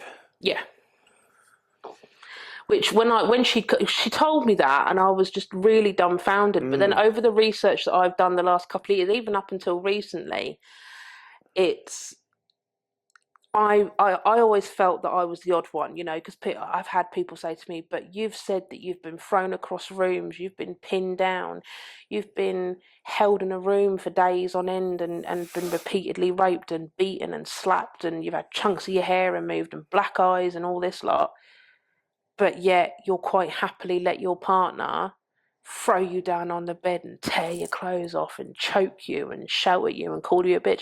How does that resonate and work? Yeah, Monday night in my house. How do you step out of character because you have trauma and pain in it? How do you step out of a character that gives you the power for you to be able to be vulnerable and become more powerful? It took a very long time, and if I'm being completely honest, from when I came, because when I done it until I was pregnant, and then I stopped. And then after I had my son, after everything that his father did while I was pregnant, the constant hospital admissions, because even the hospital were twigging on that something was going on. I was constantly in hospital with reduced fetal movements, bleeding, bruises. The nurses and midwives have made comments on that in my notes that I still have to this day of all the bruises and stuff they were clocking on. And then after I gave birth, obviously everything else happened. Police were called out numerous times. I had to get a restraining order and everything. It was after my son was about 6 months old that for then up until he was a year old. So for 6 months I went back to it because I was so angry and I was so hurt and I was in so much pain from what his dad had done to me for the last year and a half, that to me it was just like I could either go downhill and possibly lose my son because of the fact that his father's a violent person and the police have been called out and the social services are now involved. I could lose my son if I don't get my head in the game and get it straight and clear it because I'm so angry. Or do I just go out and do this for a few months, get that anger out, get that frustration out, and then my head is clear and straight? Did it only take a few months? Because I've been trying for 5 years, like trying to get the anger out of me for, stuff that's happened in my family for 5.5 years, and I just can't seem to do anything, no matter whether it's good or bad, to be able to like get that, but did that really work in a couple of months?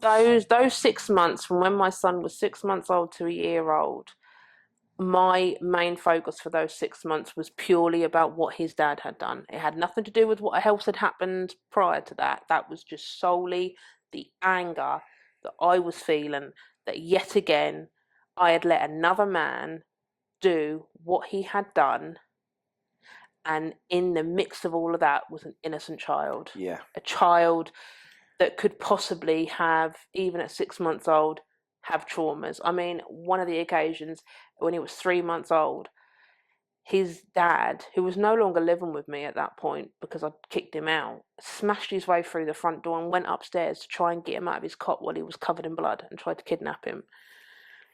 Wow. And I managed to get him Your baby out. dad was covered in blood? Yeah, where he'd smashed through the pane of glass to get in my front door because I'd locked the front door and wouldn't let him in. And he was drunk. So he smashed his way through. And I managed to get my son out and bang heavily on the next door neighbour's door, who I was close with, and I just went, take him. I literally just passed my 3-month-old to her. I went, just take him and call the police. And then I went back in the house and he started beating the living shit out of me. Why'd you go back in? Because I thought if he'd done it to me, he But knew. You're already in a safe spot though. You're next door. No, because I knew that he would come. I knew what he was like, and I knew that he knew I would have taken him straight next door to her house, and that he would then come round and start. The last thing I then wanted was her front door being caved in. So it was like, it's either me or it's going to be that he'll get into that house and get him. And then I got attacked in town. I think that was one of the first times that I was actually genuinely ashamed of human society, was when I'd made arrangements with him for him to watch his son, but I said to him, "You're not allowed to drink." Is this after he'd kick your door in and beat you to? Because I was still trying to let him have contact with his child, because I said, at the end of the day, he is still your son. Yes, you've done things, because at that point he hadn't done anything. Was the danger with you, or was it with the son as well?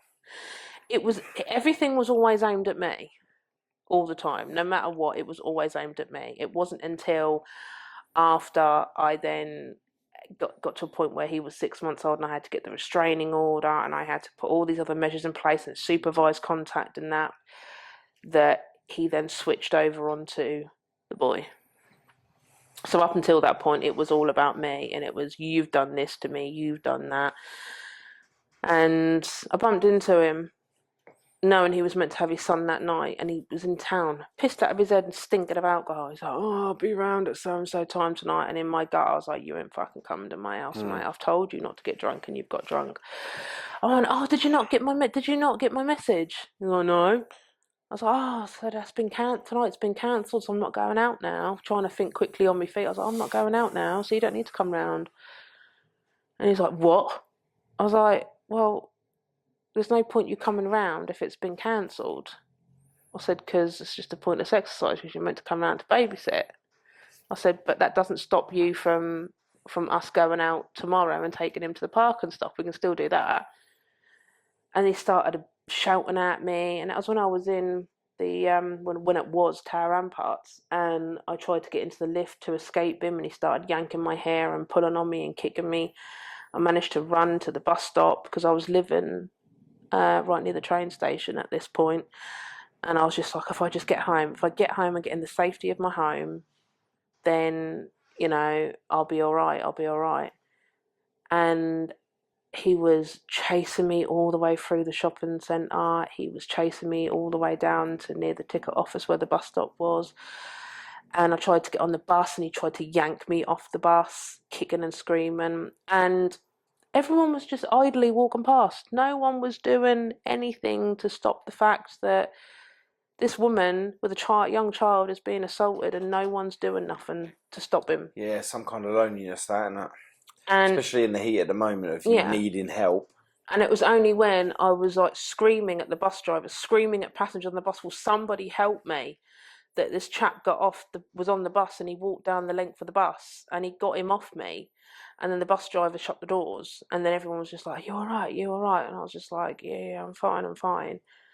And then he then decided to lay in front of the bus on the road so the bus couldn't leave. So then a couple of bus drivers got him off so the bus could pull away. Cool.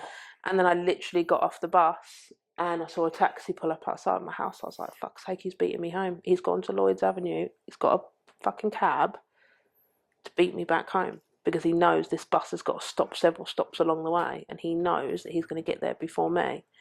And my phone was dying. And because we went through court years later, obviously I got sent transcripts of like the 999 calls and all that. I've actually got a transcript at home where I rung up my mum while my phone was dying. I was like, Mum, he's attacked me in town. He's trying to get Kyle. Help me, please. I was like, I've tried to get home before him. I was just in a cab pull up. He's right outside the house. Get the police here. And then my phone dies. And I still have the 999 transcript where she rings up saying, my daughter needs help. This is her address. Please get to her. Her ex-partner's beat her up in town. She's got a 6-month-old. Please get help for my daughter. Please, please, please, please, please. And it's like... Transcript's words, isn't it? It's words, yeah. It's literally the 999 call that's then put in typed paper format. So you can literally see what my mum says word for word during this 999 call. And then I get to the house as the police pull up, and it took 6 police officers to get him off me. Because he was literally punching me, beating me, pulling my hair, trying to kick my legs out from underneath me. I smashed my head into the brick wall. And I managed to get in, and then the police took him away, and then he got sent to prison for like 4 weeks, done like 2 weeks, and was out back on my doorstep again. And that's when I had to get the restraining order on him. And even then he broke the restraining order 2 times. So with everything like that, and then obviously I had the pressure of the social saying, look, we know you've tried to safeguard your child because you've got him out of the house, you've now got a restraining order, but this is very worrying, it's very concerning for us. He knows where you live, he could turn up, this could happen, this could happen. And where I was just so goddamn angry, I was like, I've got to get rid of this anger, because if I don't, I'm going to lose my shit at the wrong people, and then my child's going to get taken away. So I went back to it for that temporary 6 months, mainly all focused on what he had done to me, to get it all out. So my head was in the game to fight to keep my child. So you're not in the game anymore? No. You come out of it because of your new fella? No, I came out of it when my son was a year old, because it was when he was 1 year old, that was a turning point, because the social were happy that I'd done everything I needed to do, and I just wanted to focus on being a mum. And that was what I wanted to do. And then it was about a year, just under a year later, that I met my younger two's dad. And then, became a homemaker, became a mum. And then as the years just rolled on, that was just my life. I didn't really think about it until my ex-partner from when I was 15, in 2008, 7 or 8, I think it was, I had coppers on my doorstep asking questions about, did I know this person? And I said, yeah, I was in a relationship with him from this point to this point. Why, what's happened? And that's when they went on to tell me that he'd done some paedophilic things, and that he'd gone on to, stalk women and harass women, and they wanted to know if I'd experienced anything. Wow. And all that lot. And it just took me, I'd spent those last few years just being a mum and being happy and building memories with my kids. Well, I was pregnant with my second one at that point, but by this guy? No, this was by the partner that I'd got with after my firstborn's dad. Did you have any inkling that he was being a... No, because when I was with this guy when I was 15, he was 25 and I was 15. There was red flag. I now realise there was red flags because he lied. He told me and my mum and my parents and my family that he had a different name and that he was a completely different age. Cover story. Yeah. And it wasn't until after I found out from the police that actually about a year before he met me, he'd got done for stalking his neighbour across the road, taking pictures of her. How old was she? I think she was 14. Wow. And Wow, I know what I'd do if I caught someone taking photographs of my door. Oh my God. And so, you know, they were obviously asking me all these questions, and it just kind of took me straight back to when I was 15 again. And it was just like, I'm 21. Do you think it's because you haven't dealt with it? I And think why in trauma would take you back to that specific time? I think personally, no matter how much you talk about it, deal with it, go through therapy, go through whatever, nothing is ever, you're not ever going to forget that trauma. Something's always going to trigger it. And it happens even now, because my partner now, he can't wear certain colognes. He can't use certain shower gels. Okay, so the smells and stuff is triggering you. Yeah. Because it reminds you of this person. Yeah. I can't stand to be around Jack Daniel's whiskey, because that's what my eldest's dad. It was my brother's poison, that was. Yeah, because he was fine. When he just stuck to beer, he was fine. Yeah. The minute spirit started coming to the equation and the Jack Daniel started coming out, that was it. Those are visions that I remember. Him towering over me with the smell of this Jack Daniels while he's punching the living hell out of my head and everything. Jack Daniels, man, that's a crazy drink. Yeah. That should come with a warning. There's so many people I know that drink that Jack Daniels that brings out the devil in them. But then you mix that with cocaine, which he would then do sometimes. And all that, like when you start mixing loads of different substances or drinks, it literally can Was bring you the devil drinking out as of well? people. No. Drugs? Nope. It's weird how we find ourselves attracted to the opposite. Thing is, I think where I was so young and naive, I just thought, weekend drinker. He's a hard-working man. He works all week, and he's just letting his hair down at the weekend. He's just letting it. He's not hurting no one. So you found yourself making excuses for the way that he was? Yeah, it was always like, oh, well, you know, in the beginning, when I was about 4 months pregnant was when the violence started. And the thing is, I learned through doing work with charities and everything and speaking to domestic violence survivors and that, 9 times out of 10, violence begins in a relationship when the woman falls pregnant because the man is feeling threatened and jealous of the baby's existence, because that baby is going to take that person's time and love and energy. Well, what's left for me then? Once you've been a mother all day long, what's left for me? What am I going to do? What are you going to do to be there for me? Because you're going to be there for this child all the time. I think that's quite a common thing to think. I really do. I think there's enough people out there that, you know, they have that whole honeymoon period. They find themselves pregnant.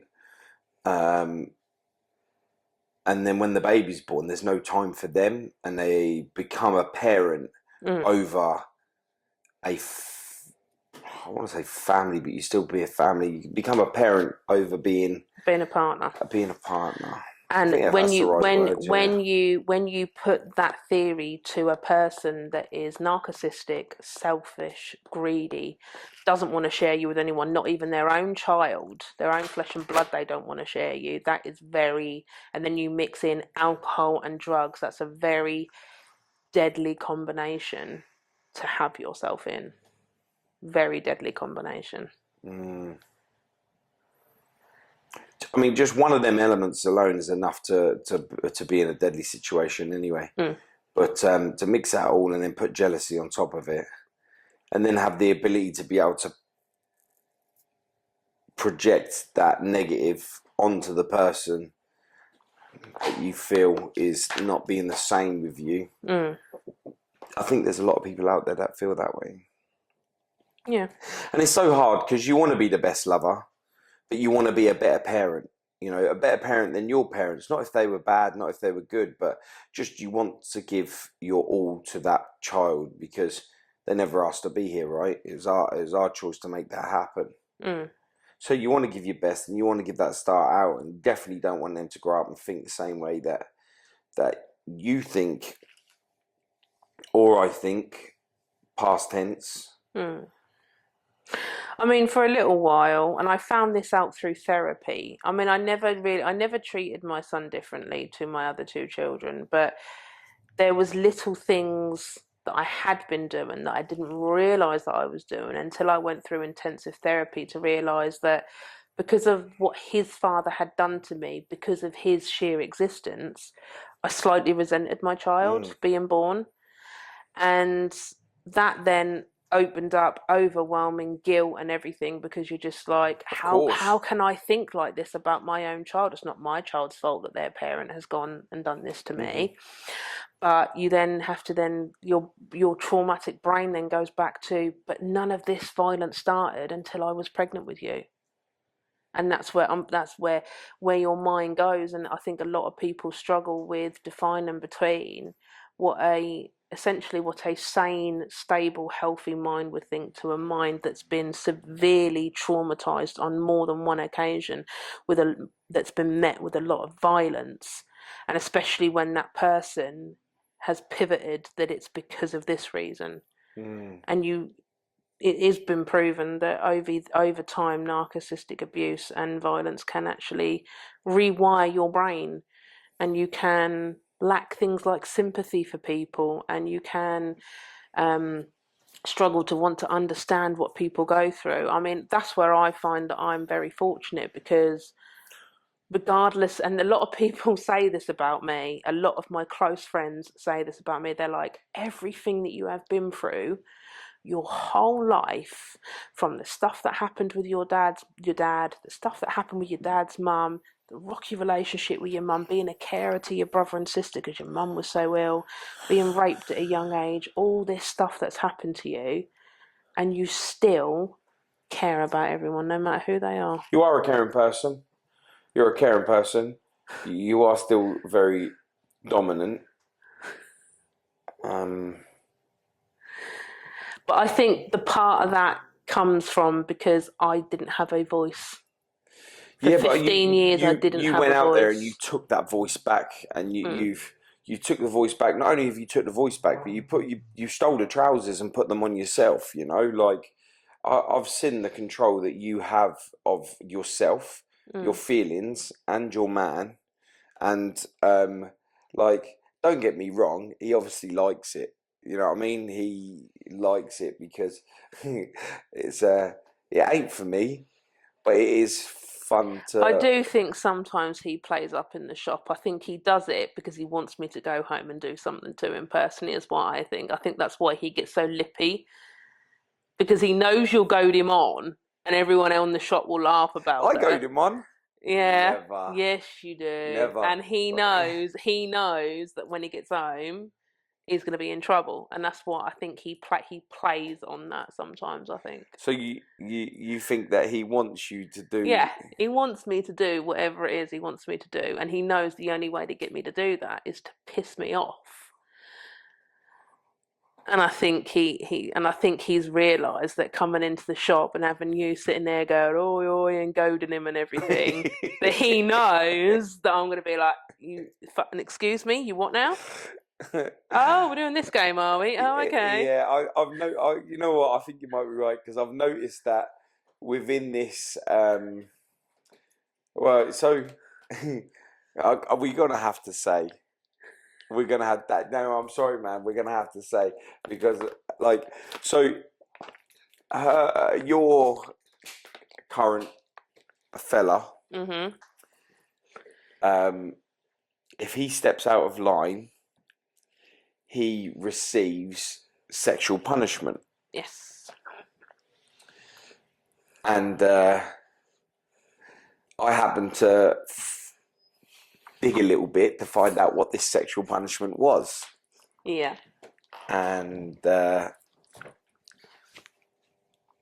it's funny to watch because you're so good at it. Not as in watch the sexual act happen, but watch you take control in an instant. It is so funny to watch because he smiles the whole time, doesn't he? I think you're right. So, like, was it his idea for you to do that if he was bad? No. So this is something that you're into. Yeah. Did you do this to your clients as well? Yeah. But it was just never attached to me. It was just, I never put a part of my body in them or on them, bearing in mind that I had female clients as well. It was always instruments.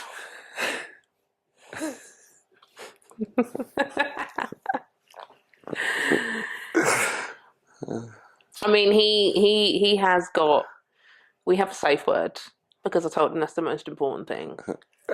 But he... What is the safe word? Pineapple. I want to know, right, and this is true, I want to know how you get... The cameraman is in bits, like Jamie has lost his shit. Like, I want to know how you can get him to say pineapple with a ball gag in his mouth.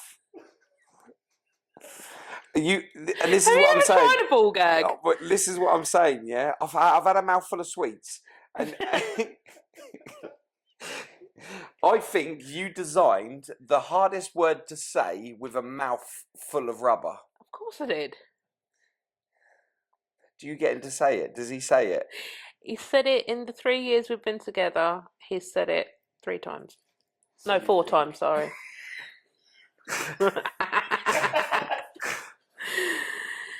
But here's the thing. Before me, he was what he calls vanilla. His sex life was vanilla. It was your basic missionary girl on top or him on top, blowjobs, whatever. It was very cutthroat, basic shit our parents did. Very minimal. My parents did not have sex. How do you think you were here? She ate a banana.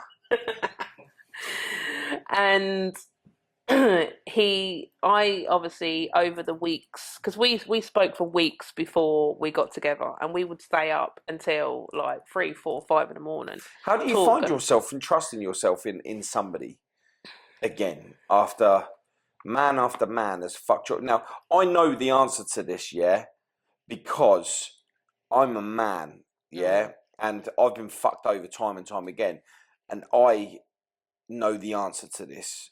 I want to know from your point of view as a female that's been raped multiple times, has been abused mentally, been rejected,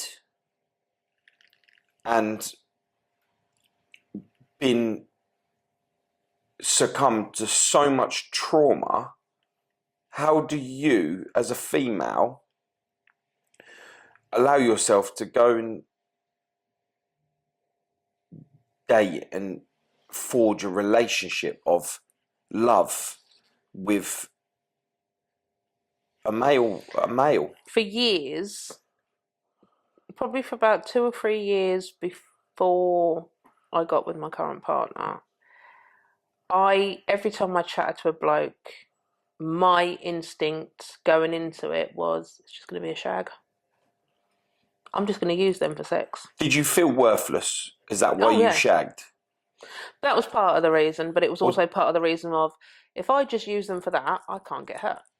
So was you enjoying what you was doing, or was you just using it as a tool to be able to... It was mainly so I just wasn't alone and I had some sort of companionship, because I was so terrified of going into another relationship, and I think that was very pivotal for me when my marriage broke down. And it was, everything snowballed. My marriage ended, my children not long after, probably about 8-9 months down the line after, were then taken. And I then did try and commit suicide that year. I have, since my children have been taken, I've tried to commit suicide a few times because I just couldn't cope with it. And my granddad was the one that was there, which is why the last year without him has been the most difficult. Did you proceed to do this, or was it just thought? No, I actually went ahead and done it. And what did you do?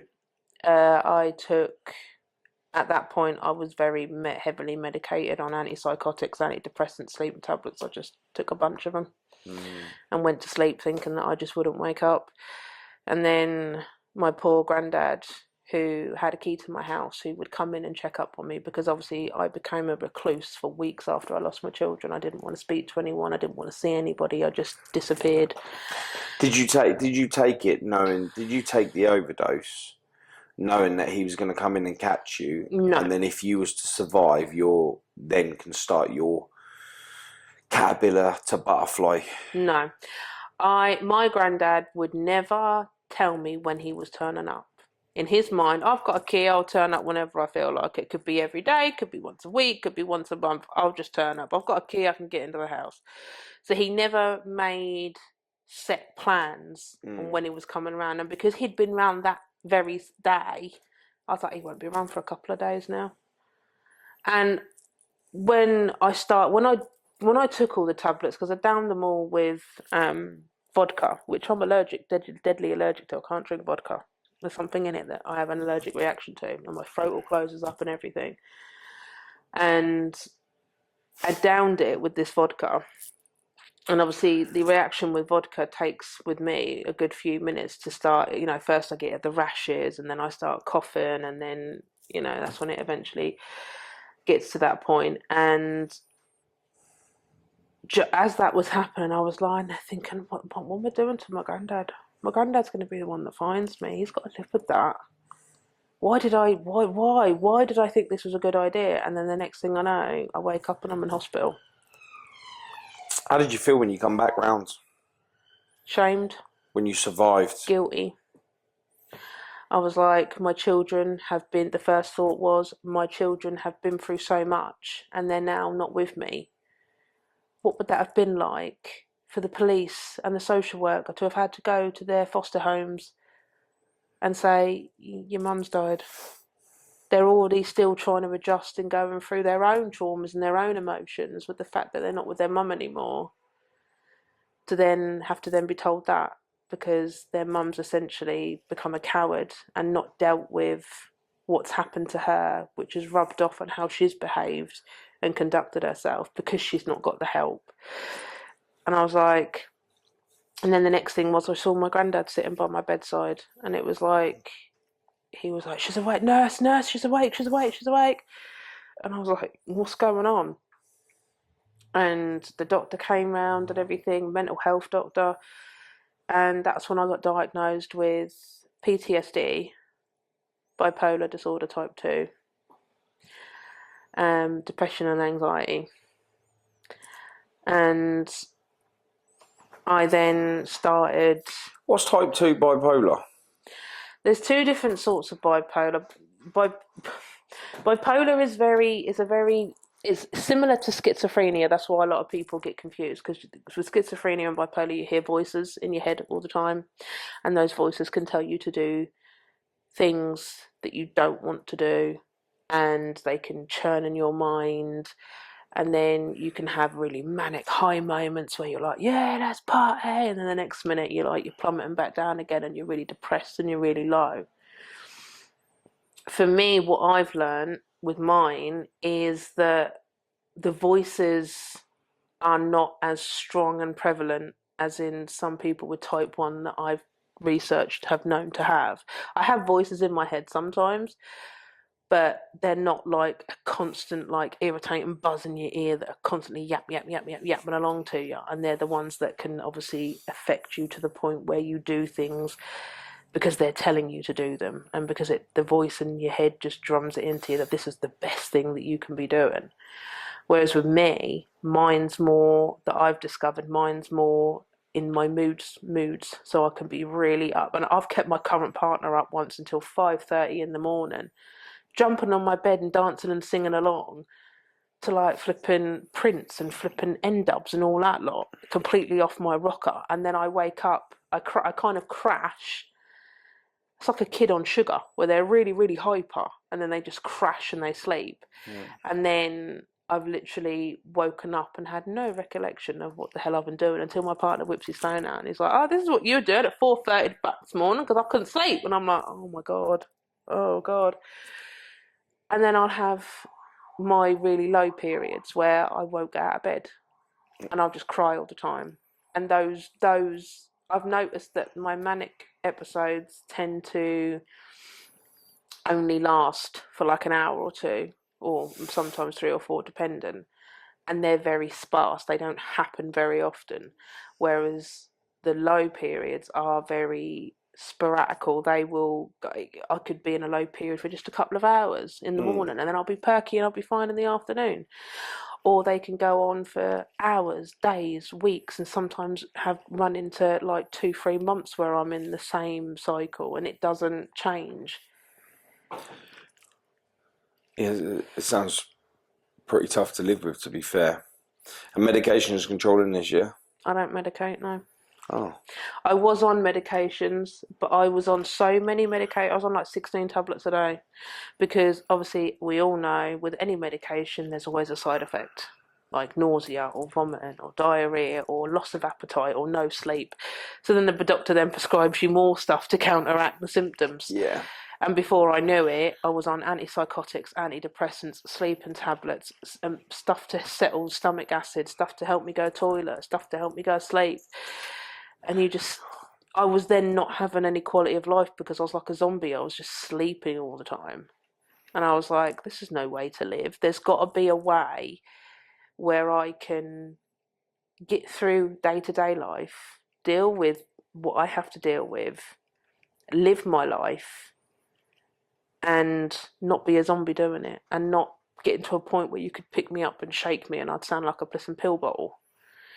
And that's when I then started researching and looking into self-medicating, meditation, looking into ways where you can come off medications. I mean, I did it the wrong way, but it was either that way for me or nothing. You're not meant to come off those sorts of medications cold turkey. You're meant to be slowly weaned down. I didn't do that. I put myself through sheer hell of just coming off everything for 2 solid weeks, because I was like, if I don't come off it now, I'm never going to come off it.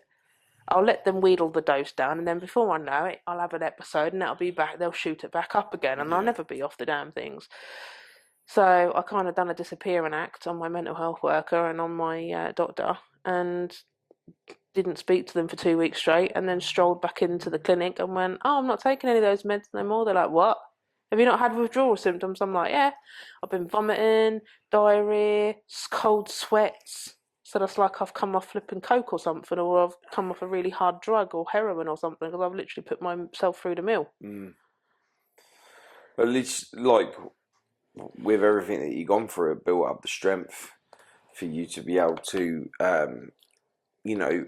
take control of who you are emotionally and how you think and you progress. Whether it's being able to get up in the morning to the extremities of pegging your boyfriend, it's like, yeah, you've managed to be able to master your temperament to a point where you figured out what triggers it and what creates you to have your down days, and you figured, staying away or staying in and staying away from people, sending him off to his dad's, or anything like that, is your way of being able to. There are some times where I do want to just be by myself, and I will say to him, piss off to London for a few days, give me some peace and quiet, leave me alone. I just want to be in my own little bubble by myself and do my own thing. And we have had conversations over the last year where certain feelings have started creeping up, because also this year an ex-partner from 2019 is currently on remand in prison for murdering a woman. And obviously I've had survivor's guilt with that, because it's like she probably went through what he done to me, but I got to escape and run, but she didn't. She's died as a result of it. So I've had that to live. That's really triggered my mental health this year, amongst a few other little things. That's been the main. And I was in a really dark place for quite some weeks after I found that news out, because the guilt, just because you sit there and you think to yourself, but if I'd have reported him, he might have been in prison. If he'd have been in prison, he wouldn't have been able to do the same. And your mind goes to those different places, and then It does wonder like that, because again, you're definitely not the first person to think in that condition. Like, if I would have done this, would this have been different? Mm. You know, maybe if my brother would be alive if I was there with him that day. And it took me a long time to figure. I mean, this new to you, this new feeling, but it took me a long time to figure that. I think taking responsibility for something that was out of your control is something that you shouldn't do, because you had no part to play in. Yes, you had a due care to yourself and the public to be able to make sure that he was taken care of to a point where he would have done it. But I think in his head, it was inevitable that this guy eventually was going to do what he was going to do. And it doesn't matter whether divine intervention comes into play, that if he's chosen, we walk two paths in life, the one we should and the one that we shouldn't. And one, you could have a better lifestyle but feel really uncomfortable. One where it's a worse lifestyle but feel really comfortable. You can't mix in between it. And, you know, the choices that we make as humans, boy or girl, leads us to the outcome that we've created. If you wanted a positive life, you know that you got to do positive things. If you know that you've got it in you to do what it is that you're wanting to do, i.e. murder, they say a lot of the time that people know that they're going to murder before they murder, because they've always had it's like a fantasy. Can I get away with it? Am I smart enough to outdo the police when it comes to things? And there's some people out there that are quite successful at killing people and getting away with it. You know, there's people I've podcasted that's got a few bodies underneath them. Do you know what I mean? You think to yourself, how the fuck are you not in jail for life? You know. And then there's people that haven't done anything on my station, and they've, like, just because their face didn't fit, they got fitted up with a crime and done 20 years in jail for not even committing a single crime, which then later on they find out that they're not guilty of, and they weren't even anywhere there, but they just needed to frame somebody. Do you know what I mean? Definitely don't take that responsibility of it's your fault. No, I mean, a very close friend of mine at the time, or she still is a close friend, but she knew him before I met her. So he had a reputation where he was living anyway. So one of the things she said to me after a couple of days after I found out about her, and I remember because I was in the bath and I was crying and I broke down, and she said to me, what you've got to understand is that you, whether you like it or not, you are grieving for a woman that you didn't know because you were her 3 years ago. Yeah. That you got to escape. And that's what you've got to allow yourself to feel. You've got to allow yourself, even though you didn't know her, you've got to allow yourself to grieve for her because she was you. And the only difference is you got to walk away with your life and she didn't. And it's natural that you're going to feel guilty. It's natural you're going to feel all these things, but allow yourself to feel them. Yeah. And, it took a lot because I have mountains of evidence of what he's done on an old phone. And I never went to the police with it through sheer fear that he was going to kill me, because I knew he once choked me out to the point where I blacked out and passed out on the floor, and he just walked off and left me. I could have been dead, and he just walked off and left me. He did not... Sexually? No, he was arguing with me, and because I argued back, he just grabbed me by the throat, pinned me up against the wall, and choked me out until I blacked out, and I collapsed to the floor, and he just wandered off and went downstairs like it was nothing, like, oh yeah, well, whatever. And he just walked off and left me. And I sat there and I thought to myself, if he was capable of that, he was capable of going on to do something, which unfortunately he has now done. And it is sad. And I did then reach out to the police constabulary in the area that's dealing with it, and I said, look, I'm an ex-partner, I have this information, this is not his first rodeo with violence against women. I've got voice notes, I've got messages where he makes threats to burn my house down and go and make false reports to my kids that something happened to my kids. Did they use it? They never got back to me. I called them up at the end of May and they never have contacted me, and he's due in court next month. His trial starts next month. Typical police. So it was like, well, in my mindset, it was like, well, I've done my bit. I've tried to help that woman. I've tried to help her family. When I found out that her family had set up a GoFundMe to help pay for her funeral, I started sharing it all over my social media. I was getting people I was like, look, even if you can only donate £5 or £1, whatever. I was doing TikTok lives to encourage people to gift and everything. I kind of had it in my mindset of, I couldn't do nothing to prevent this from happening, but she didn't deserve what happened to her, just like I didn't at the hands of him. But she deserved. And I saw photographs of her from the news, and she was an absolutely beautiful person. And everyone, and I have got friends that actually live in the same area that knew her as a person, and they were how beautiful a person she was and everything. And they were like, she reminds me a bit like you. And I was just like, yeah, that's really not going to help me right now. It's going to make me feel worse. But I really put myself out there, and I helped, contribute like another £200-300 towards her. Yeah, amazing. That's amazing. And you do go above and beyond. So that she had that send-off that she absolutely deserved. And then I did see video footage that her brother had posted on the GoFundMe. She had a horse and carriage. She had a white casket and everything with pink flowers and all that. And I was like, same with that's my brother. what she deserved. My brother had all that as well. I think,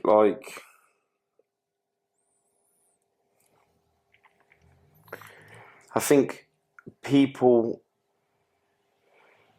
that do commit murder are fascinated, especially one killing your girlfriend or serial killers. They fascinate about it, doing something similar to that before they actually go ahead and do it. Finding out what it is that's got that chemical imbalance, I wouldn't have a clue. But I've seen enough documentaries and stuff to know that people do Fantasize.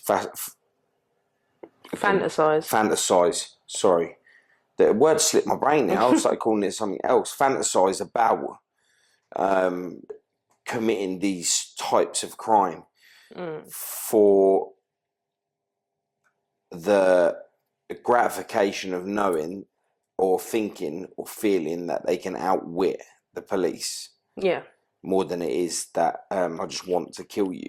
It's like a big chase. So it's absolutely insane. And so the thing is, I think for me, I'm not gonna lie, I did fantasize about killing the people, these men that had done these horrific things to me, and my imagination had no boundaries because it was in my own head. I was never going to do any of it, but it was in my own head. I was just like, do you know what? I'm going to do this to you. I'm going to do that to you because you did this to me. And then it became more of, it was still fantasy, but it was like, I actually really want to hurt these people. I want to go and get a baseball bat and I want to bash them around the head. I want to there'd be a queue with you, with people that are watching this that would want to do the same thing. I want to hurt these people because these people seem to slip through the justice system. These people seem to only get like a short amount of time for doing the things that they've done.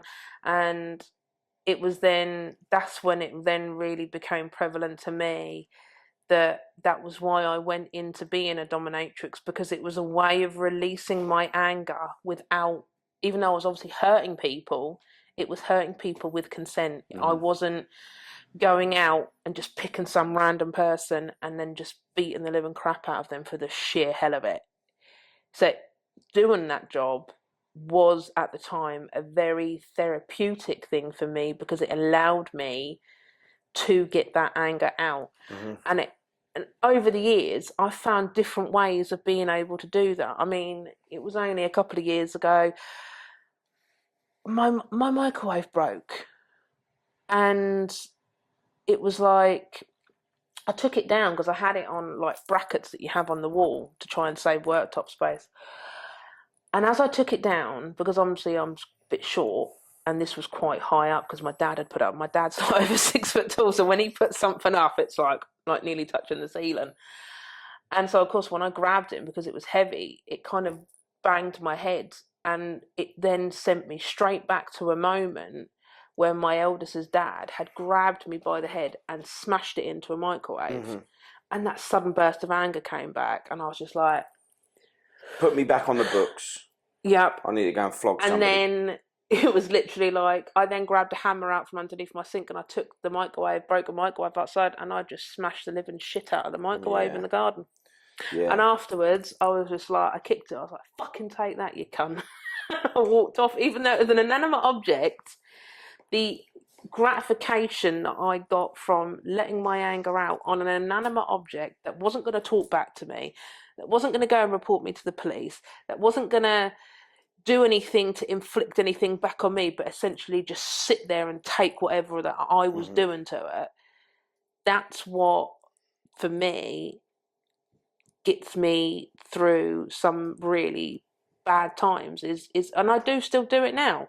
I will take crap out on inanimate objects sometimes if I get really angry, because it's like I'd rather do that than do it to someone that I love. Yeah. Or do it to a random person. Yeah, so it's just diverting your negative behaviour into something other than what you love. Because on my journey I realised there's got to be a healthier way to get out this pain and this anger and this frustration, but in a constructive way where I'm not hurting, and a controlled way where I'm not hurting anybody.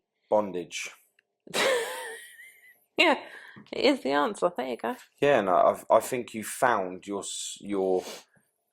rite of passage, because even though you're not doing it, you still enable it to be within your life to help you manage and control the situation from being able to get out of control by dominating the person you're with, by punishing him with what he would see as pleasure. Yeah. Because I don't ever go overboard with him, because one, I know he can't take it. He's a lovable teddy bear and he tries to act like a lion, but he's a pussy hole. And there's only so much that he can take, bless him, before he's like, pineapple, no, I can't do this, no, you need to stop. And I'm just like, come on, just a couple more. You can do no, just a couple stop. more what? Like if I flog him or I whip him or something, and it's literally because I got equipment at home, I will literally have one in each hand, like that, because that's what I used to do. I'm gonna get nightmares now from just that noise alone. Oh man, I'm gonna get him to take his top off and have a look. I just can't imagine. But the thing is, there's other ways of doing it and not just using equipment. You can scratch, you can bite. That can be some nasty shit when it wants to be. I've drawn blood from just scratching someone's back before. I've left bruises and teeth marks just by biting.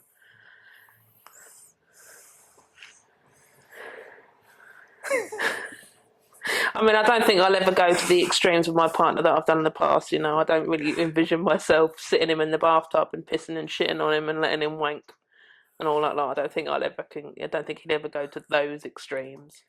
I think if someone shit or piss on me, But men paid me to do that. I would definitely not. Because that's what is classed as a whole different level of humiliation and degrading. Oh yeah, it's definitely that. Well, yeah, because some men like that, and some women. We have this conversation as though it's all a male thing. There are some women out there. I see 2 girls, 1 cup, and that made me feel sick. Like when you're sitting there and you think to yourself, oh. Because like when you bang your head, you'll give it some of that. But like, I guess if you're tied up and you've been whipped, you can't rub it. Like you have to take it. Yeah. And before it starts calming down, you're at it again. Yeah. I was never merciful ever. I sometimes would give them like a 5-10 second break in between after whipping them constantly for a certain period of time, just to let them think that I was obviously either getting tired or whatever, and then they'd be like, and I start again, and they'd be like, oh crap, no, not again. Amazing. But people's fetishes absolutely make me die, because there are some weird ass fetishes out there. And I can imagine. Tickle torture. You know, like I said, the hard sports where you pee or you crap People pay on you them. to tickle them. Yeah, I had one client, no word of a lie, he liked to dress up in a nurse's outfit. Of course he did. With a pig mask on. And he liked to be tied down to a bed. And he wanted to be tickled to the point that he would piss himself. What's with the pig mask? Your guess is as good as mine. Like, I get the nurse outfit. Some of them on certain girls look a bit sexy, but like... No, this was him wearing it. So he wore the nurse's outfit. He had an adult diaper on, a nurse's outfit, and a pig mask. And I used to tie him to the bed. Did someone just turn around and say, "Go and buy 5 random things ready for your next flogging session"? I never flogged him. I never flogged him. He was all about tickle torture. His exact words to me when he first rung me up was, "I've got a unique fetish." I was like, okay. He's the like, cameraman's lost it. He's like, it's nothing sexual. I don't want to be beaten. I don't want to be humiliated or degraded. And I'm sitting there thinking, you've rung up the Dominatrix service, yeah? That's kind of like you just bullet pointed my job title. What you're ringing up for. I like to be tickled, but I like to be tickled while tied down in an outfit with an adult nappy on, to the point that I piss myself through laughter. And I was like, right. And he was like, "Pay you 500 quid for half an hour." I went, "Yeah, all right, then when do you want booking in?" So 500 quid for half an hour? Oh, listen, if you're watching this and you want to be tickled for half an hour in a pig's mask, in a nurse's outfit, whilst wearing a nappy, holla, yeah? Give me a call. I'm there. £500. But you know why he said £500? Because he hadn't found as of yet a dominatrix that would do that. Because to them, dude, I would tickle the shit out of you. to them, it wasn't part of the job. They were kind of just like, really? Or we'll do a bit of tickling, but then we'll move on to like the flogging. And he was like, "No, I just want you to straight up." They're like, "Oh, that's really boring. That's not really going to get me going." It's half an hour, 500 quid. Put your pig mask on, mate. I'm coming. And he came across me about 3 months in. And one of the girls that obviously I ended up befriending, she said to me, she's like, "Oh," she says, "he's a dodgy one. He's a really weird one." And I was just like, "Oh God, what's his weird fetish?" Because you go into this completely blind, thinking that you're just gonna beat somebody up. You don't think about fetishes and what turns people on. And I mean, never in my wildest dreams did I think that someone lying on their back and being vomited on while they're wanking, they're like, "Oh yeah, keep going." You look at it and you think, vomit belongs in the toilet, and usually that happens when you've either got food poisoning, you've had something that's not agreed with you, or you've had one too many at the fucking pub and it's all coming. You don't really want to. Yeah, I think you can keep that customer. But there is fetishes then do sprig off into other things, because if you had someone that had a fetish about feet, like they like to rub things into your feet, which I did have one client, and he would, why I don't know, but he liked to get condiments and rub them into my feet and in between my toes and then lick them off because they were condiments. And I was like, and he'd sit there and I would charge him £125 for half an hour to shove mayonnaise, ketchup, fucking pickles and whatever else he brought with him, just to rub it in my feet and lick them off. £125 for half an hour to put things in between your toes. That is not his penis. Yeah. Give me a call, man. I'll do it. You could do what you want to these bad boys. That then led on, after a few weeks, that then led him on to saying, have you got a pair of used socks that I could have? You know, ones that, you know, if I buy you a pair of socks, can you wear them like day and night for like 3 days, sweat in them and do all of this How and much then did you give get them paid for to that? me?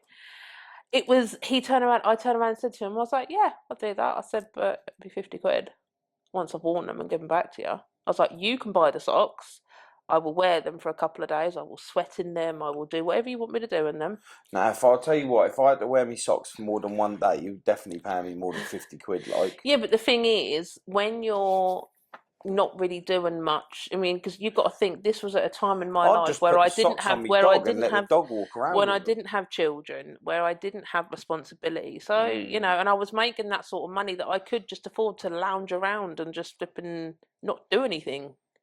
Because most of my clients were always in the evening, so I would just lounge around all day and like watch TV and watch movies and do housework and that. So it was just like it didn't seem anything What out was of the your ordinary. craziest? I mean, I've just heard like the 2 of them. So, what is your craziest person that you've, and what did you have to do for it? Nailed his balls to a wooden chopping board.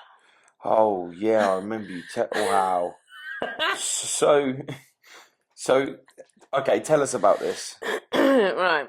He liked to dress up in oh, well, I can't remember what it's called.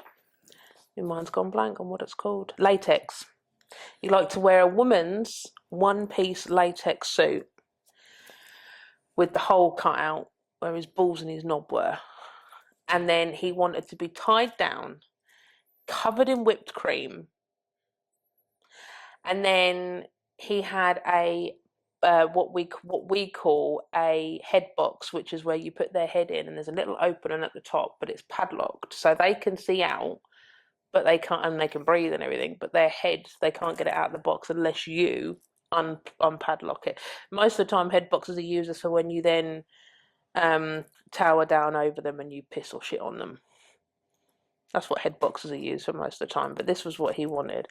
So then which I was quite happy doing, you know, I would sit there and do that. I would What, wee and poo in the box?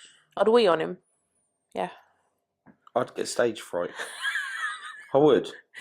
If I'd drink as much water as I possibly could. Yeah, I was gonna and say then if you drink 2 2-litre bottles of water like 5 minutes before 5-10 minutes before they get there, mate, they're in no chance of stage fright because you'll bust them for a piss. I think I would get stage fright, just him looking up at me, like, and I'm standing there, just like, you got to stop looking at me, mate. And he'd be like, oh, sorry. Yeah, I wouldn't. I don't think I'd be able to do it. I think I'd But just majority of the time, they do just lie. They just. I'd have to shim around and go behind him.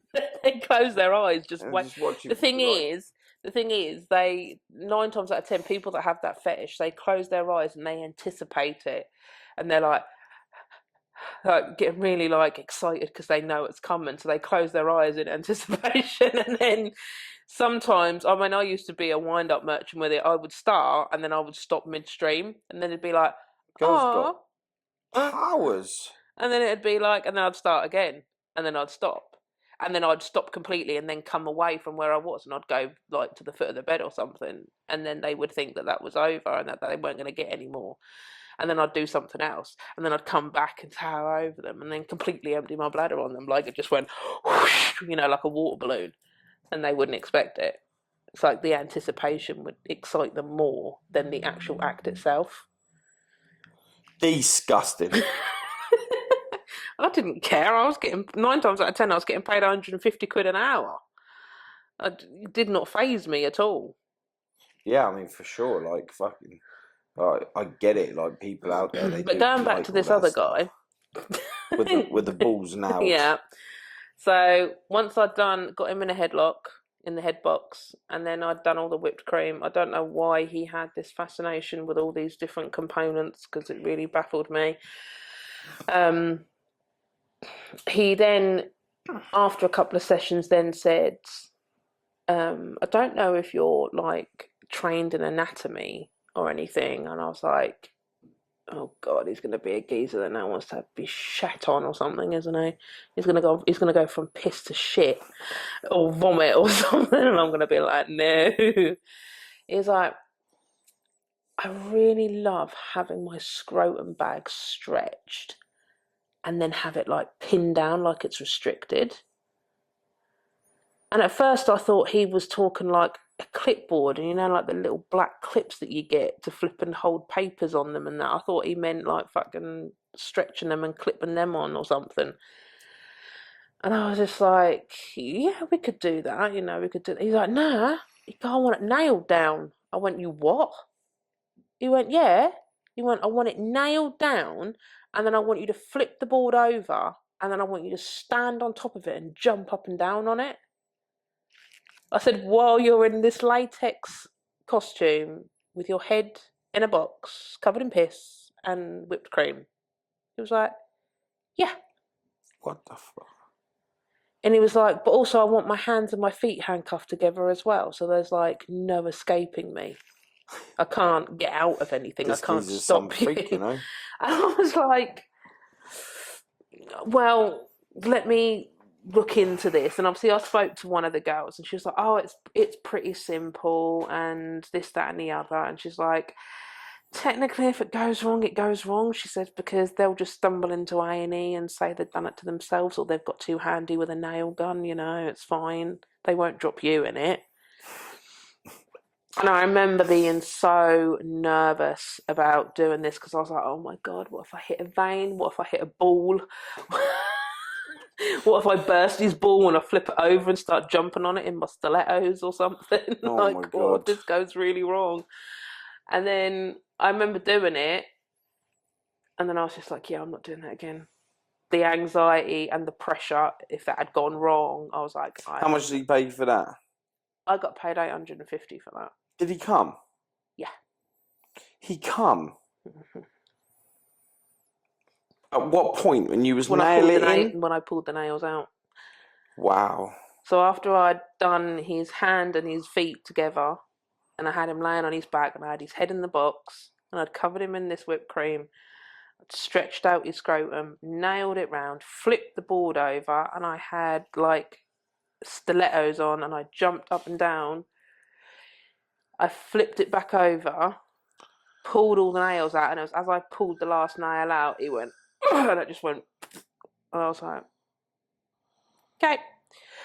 And then I uncuffed him, uncuffed his head box, because this was all his stuff, because a lot of the time I learned quickly that some clients like to bring their own stuff for their own personal reasons.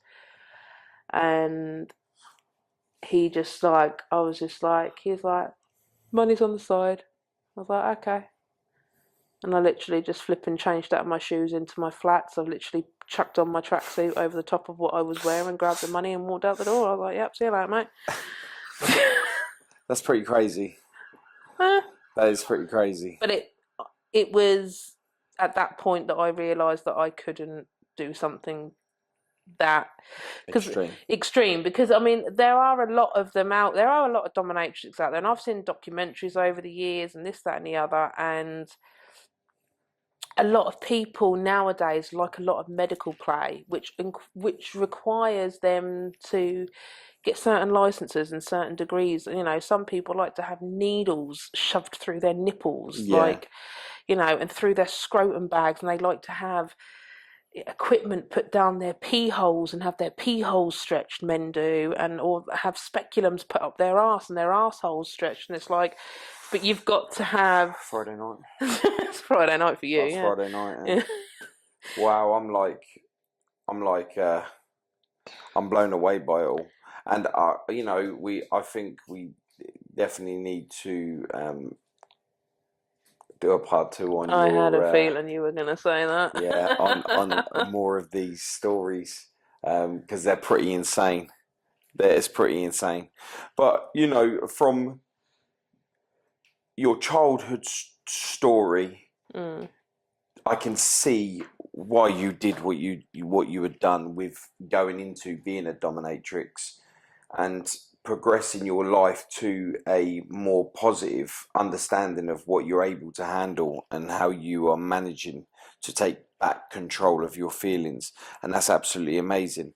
I'm glad I've got to share this story with you, and we're definitely gonna do a part 2. I had a funny feeling. Yeah, and So like next time I'll bring equipment to flog the cameraman and show him what a flogger actually looks like. Can you bring some stuff? I Can will you? bring some stuff with me next time. I've got a strap on, I've got butt plugs, I've got lubes, I've got whips, I've got ball gags, I've got it all at home.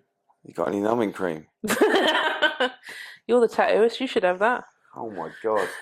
Jamie, you're in for a treat. Cameraman is in for a treat. Watch out for part 2. Darling, thank you so much for sharing your journey and you know, being a beacon of strength for other people out there that have gone through what you're going through.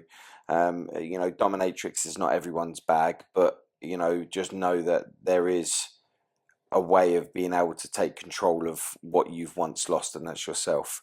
And because of that, you become a better person. And yeah, you got a big heart, girl, and I'm glad to call you a friend. Thank you so much for coming today. You're welcome. Brilliant.